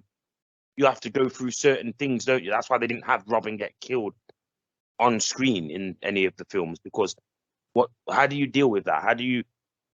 I didn't like the Chris O'Donnell version because of the way that Batman was at the time, but still, he was a 30-year-old man playing a 20-year-old man. It still was too old. I feel that, yes, there's all the opportunity that Robin could come, but I think even that Catwoman scene was kind of subtly hinted as in, you'll never get Robin in this. She will go now and deal with the crime in that city. Robin's never coming, and you'll never get Nightwing. I don't think it will. I mean, unless Patterson is the best Batman you've ever seen, and they keep him in the role for the next 15 years, which is doable. Like, if they do 6 movies over the next 15 years, in the last movie, yes, you might get Batman and Robin, but not for a long, long time. Honestly, I'll turn that to you guys. Can you see any feasible way of this version of Batman with Patterson still looking so young Can you see a feasible way? Affleck would have had Robin. Absolutely. He would have at least had 3 Robins by then. This version with Patterson, where do you, unless you're going to go with the actual childlike looking, you know, an 18-year-old who looks 15, 16, they're out there. Yeah. Or are they going to put that on the live action screen and have him, beating up who? Henchmen of what? The Riddler and Joker. And I just don't know how believable it is. But, you know, I'll turn it over to you guys. What do you think? Is there a way of getting Robin into this Patterson first? I think at this stage of the game, I think it's too soon to bring in Robin. I mean, I'm not saying Robin can't appear in these movies, but I think at this stage, you need to kind of establish the universe and you need to establish this Batman because, as you say, this is year 2 Batman. You know, you got at least wait a good 5 or 6, 7 years before you can bring in Robin. I just think at this stage, I don't think it's time for Robin just yet. They should do like a subtle hint to maybe there being this youngster that keeps turning up at the Wayne Manor and stealing or whatever, or you do the circus scene with the Graysons at the end, right at the end as a post-credit scene. You know, Batman saves the day in the 4th movie, maybe even the 3rd movie if it's in like 7 or 8 years' time. Batman completely saves the day where it looks like all of the villainy gone from Gotham, and then right at the end of the film, because obviously Harvey's supposed to be involved, isn't he, in the Grayson's death? Or maybe they just retcon that for the Batman Forever film or whatever. But either way, I'd like them to keep that version so that, you know, the one person who maybe Bruce is not expecting to turn into a lunatic because he got hurt in the actual film, Harvey, then turns into an absolute lunatic at the end and then kills the Graysons. And then that's when Robin and Batman have the moment at the end and you know, right, we're getting another film now. 3 years' time, we'll get Batman and Robin. Or will be 40 years old, get some teenagers to play Robin. It would work then, but it won't work for at least another 10 years. No way. Yeah. What would you say, Holiday? Do you think Robin could be in these movies with Patterson? No, not for a long time. He just, like I said, you're only on Batman year 2 with all this going on in the movie. You're on Batman year 2, so I doubt. Seriously, I think you'll get through one trilogy of Batman movies with Patterson before you go on to a second trilogy, and then maybe you could do it then at that time, but not nowhere in near future. Do you reckon Patterson should only get 3 movies, or do you reckon if he's like Bale, if he's really good in the first 3, do you think he should be given the 4th movie? Because let's be fair, looking back now, Bale should have been given a 2015 like reset in the future Batman standalone movie where he was an older version of Batman, and then what was his name, Jason Gordon-Levitt or whatever his name was, became Robin, and then you guys know what I'm about, don't you? Like obviously, Dark Knight Rises. 4 years later, they should have had a standalone Batman film with Christian Bale, where he clearly with the back injury and the back problems, like what you do is you skip beyond the Robin being a child, you go straight to the and having Batman and Robin in a struggle. You have a Robin seeing that Batman's not fully well, and he's maybe taking a lot of this adrenaline stuff that keeps him so he can keep fighting and stuff like that. And this is it starts to progress into the more Batman version of Robin, which obviously then some fallout turns him into Nightwing. Like I said to Warhawk, you can clearly see that there are forms that Robin is always supposed to become Batman, and then something always happens to one of the Robins, which is obviously what affects the Batman character. I just feel that after that 2015 time when they didn't bring back Bale for Batman and then they recast him after with Affleck, I just feel that they ruined any opportunity of being able to close a saga with Batman. And I hope they don't go down that same road with this Patterson fight, because it's already on a high. The second movie's got to be good. The third movie's got to be watchable. And then you can decide then what you do after that. Yeah, I just don't want it to end up being what I'm fearful of, which is by the time you're midway through the second movie, Warner Brothers take over and then bad stuff starts happening again. Well, we'll just have to see, really. But so this brings more or less this movie to a close, where Batman aids recovery efforts and vows to inspire hope for Gotham.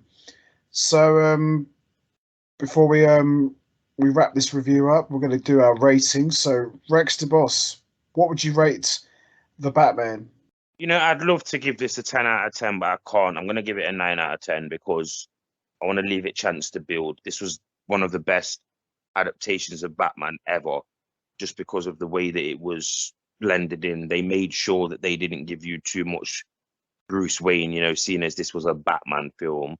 But the Batman part of it, it made up for that. As in Patterson, like I say, his work and his role, it's got so much to build, but not in a negative way, as in, I don't mean as in, right, start the whole thing again. I mean it as in, right, we can go in many directions now. And I actually truly think that they did give you that Joker tease, because you're not getting the Joker in the second or third movie. I think that that's just foreshadowing to we're here for the long run now. I said this in the Peacemaker review. I feel like these people have sat down with Warner Brothers and said, stop interfering. There is only one way that you can get this stuff done.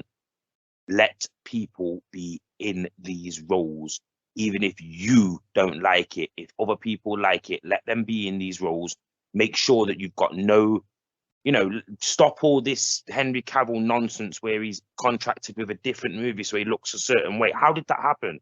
You know, how did the guy who plays Superman, and this is not the people who are in charge, this is Warner Brothers, people who own the whole thing, yeah? And like I said, I'm calling them out and I'm saying, stop interfering in these films. You clearly have to understand there has to be a process of building. We're all in on this Patterson now being Batman. Some people don't like it. By the second movie, I'm almost certain that people will like it. If they screw this up, it will be a catastrophe for DC and for the Warner Brothers future. I can almost certify that. But this, I'm going to give it a 9. I'm going to say it's got a lot of potential to build into something absolutely miraculous. I'm sure this is how people felt when the first Batman Begins, when they realized how good that film was. Remember, this is basically Batman Begins 2.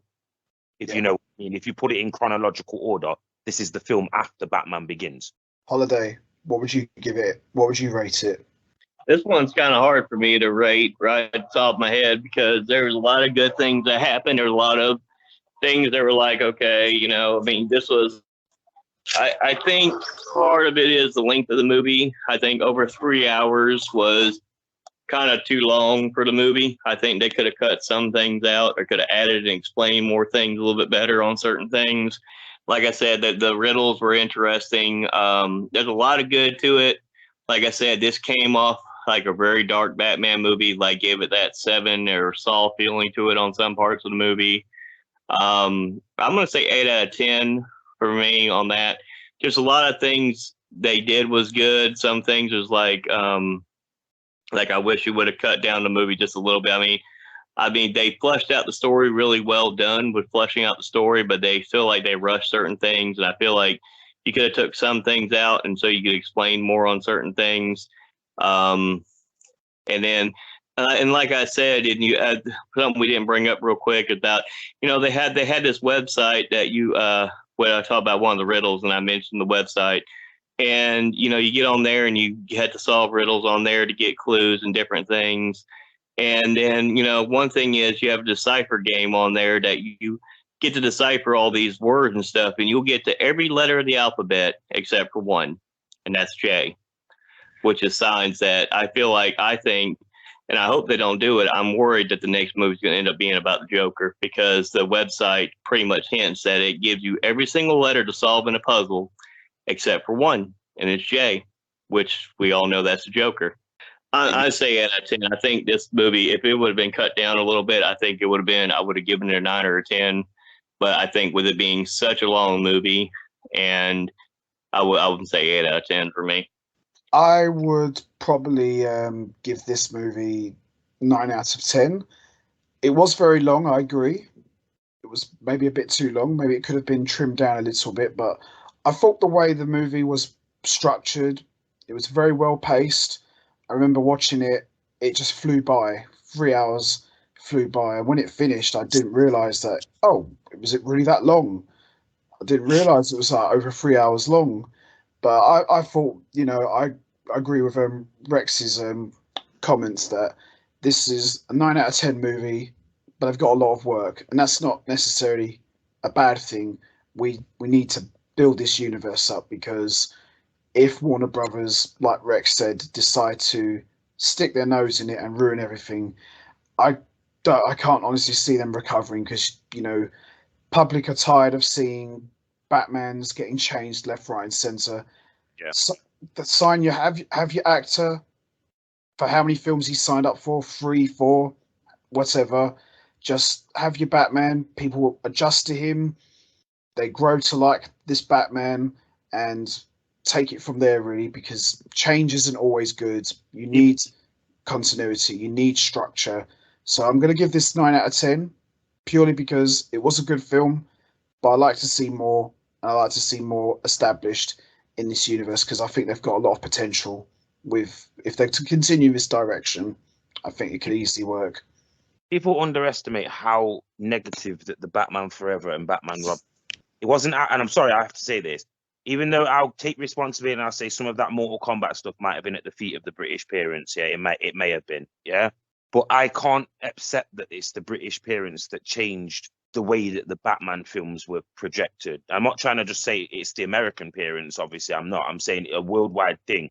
Something happened between 92 and 95 where they got really scared of being able to put Batman in a certain place.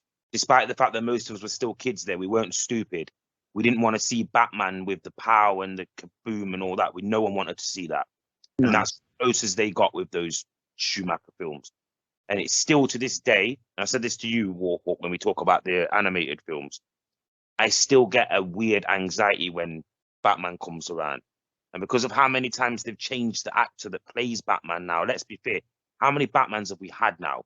We've still only had really on film, 3 Supermans, yeah? Officially on film, we've had 3, yeah. 3 Supermans. On film, we've had many, many more Batmans. I would say we've had about this. I think we've had about 7. About it's 7. It's 7 now because there's this guy Affleck, Bale. There was Kilmer. No, there's been 6. So there has been 6. Been 6 film. Yeah, 6 Batmans have been on film so far, and really and truthfully, when you look at it, you have to set the Bale and the Keaton ones apart because they're so far away from the Clooney and Kilmer ones. They're so far away from them, and I think this is where it comes into me, where I think we see Batman in this country a little bit different. Like Batman's basically everything that comes when it comes to superheroes. I think due to the animated series in the 90s, Batman and Batman Returns coming on TV in the 90s here. When you look at superheroes and stuff like that, because he's not got the powers of the other superheroes, I think Batman to the British public has always been the guy. Yeah. That is the guy. None of this, I'm sorry, and I don't mean anything disrespectful, but none of this, you don't get this American justice stuff with Batman. Like, no. It's just, Batman is just there to stop crime and whatever else. He's a crime fighting vigilante or whatever. I think that's what a lot of the British people have always loved about this guy. But I think the portrayal of him over the years is always concerning. And I think Holiday is right in the extent of there was some overwhelmingly confusing things, but I think this was so much better for me as a person from this country watching this as a British fan of Batman. This is so far away from the Schumacher films that I'm just going to give it a 9 because they were so bad. I have to put into levels of what Batman could be. Yeah. They have to look at Batman as how bad it could be. We can all nitpick and complain, but even Affleck's Batman, even he didn't get his own film, and he was still way better than any of those portrayals of Batman in Batman Forever and Batman and Robin. Oh, absolutely. Without a doubt. Definitely. I agree. Something else at the time of recording, though, I had to just look it up. The Batman worldwide has made $710.6 million. So, yeah, I mean, it's like you said, I think they made a successful film. And I think I said we're going to get a trilogy out of this. But like I said, my whole thing is, how are they going to tell the next story? Because you now have left the door open. You kind of hinted at the Joker to foreshadow. Plus, you still got the Riddler, who's now in jail, but they're teasing a team up. And that's what I'm worried about, too, is how are they going to do the second movie? What will they do for the second movie? Because that's where... Tease all these main characters. But seriously, just give us... I don't care if the Joker's pulling the strings, but we get a film with, Clayface and whoever else, these random mid-card DC villains.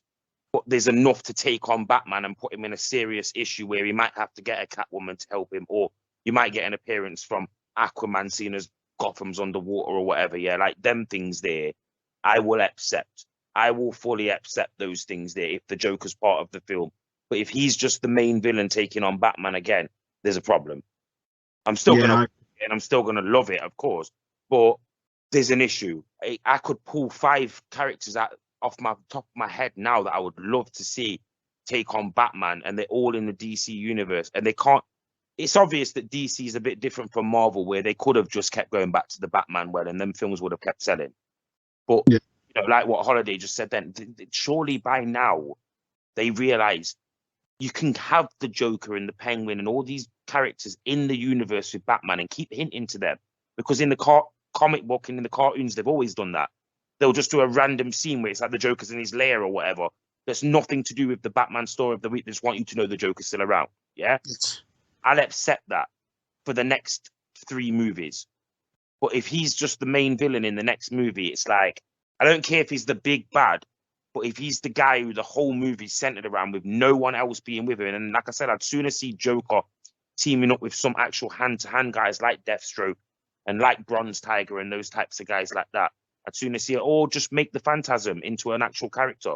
I'd like to see that. Definitely, I'm with you guys on that. Agree everything what you said, 100%. No, we need something different. Characters into this, or not even new characters, but unused at least. Yeah, totally. Just at least, especially when they will never ever do a Batman TV series, and they've said they will never do, because Batman was the first that had one, and it will never be matched or duplicated. They said they will never put Batman in a TV serial. They'll obviously let him be part of certain programs, maybe in tape and costume form. But DC and Warner both agreed that Batman is not a TV character. He's their main event. He has to be on film. So, you know, we have to see if they got the balls and the guts enough to pull the trigger on some of these. I mean, come on, man, Clayface, come on. We can't get a real thing with the Scarecrow or with his son as well, yeah, and with characters that can't get any of that. Like, come on, they surely by now realize we'd rather get a film that's cut into 3 parts, that's got 3 different villains involved in it, that are overseen by the Joker, than just have the Joker versus Batman again. Because it just, no, come on. At this stage now, we have to progress forward. And I'm hoping for the best with this Robert Pattinson. Well, we'll just have to see what happens, really. But the future looks very promising with the success of this Batman movie. And Robert Pattinson did a really good job, much better than I even expected. So that's going to be it from us. We're going to wrap this up now. What did you all think of The Batman? Did you enjoy it? Where would you rank it with the other Batman films? What would you like to see for a sequel? Who would you like to see as the main villain? And also, what was your thoughts on Robert Pattinson's performance in the lead role? Do you think he did a great job? And also, what was your thoughts on Zoe Kravitz's performance as Catwoman, Paul Dano's performance as the Riddler, and Jeffrey Wright's performance as Jim Gordon, and Colin Farrell as the Penguin? What was your thoughts on his performance as well? You know what to do, guys. Hit the like button, hit the subscribe button, leave your thoughts and comments down below. We'd love to hear what you guys thought of this movie. Holiday, great having you here as always. Rex, great having you here as always. It's been a pleasure talking about this brand new Batman movie. Take it easy, guys. Have a good one, y'all. Take it easy, everybody. Stay safe, and thanks for listening, and bye for now.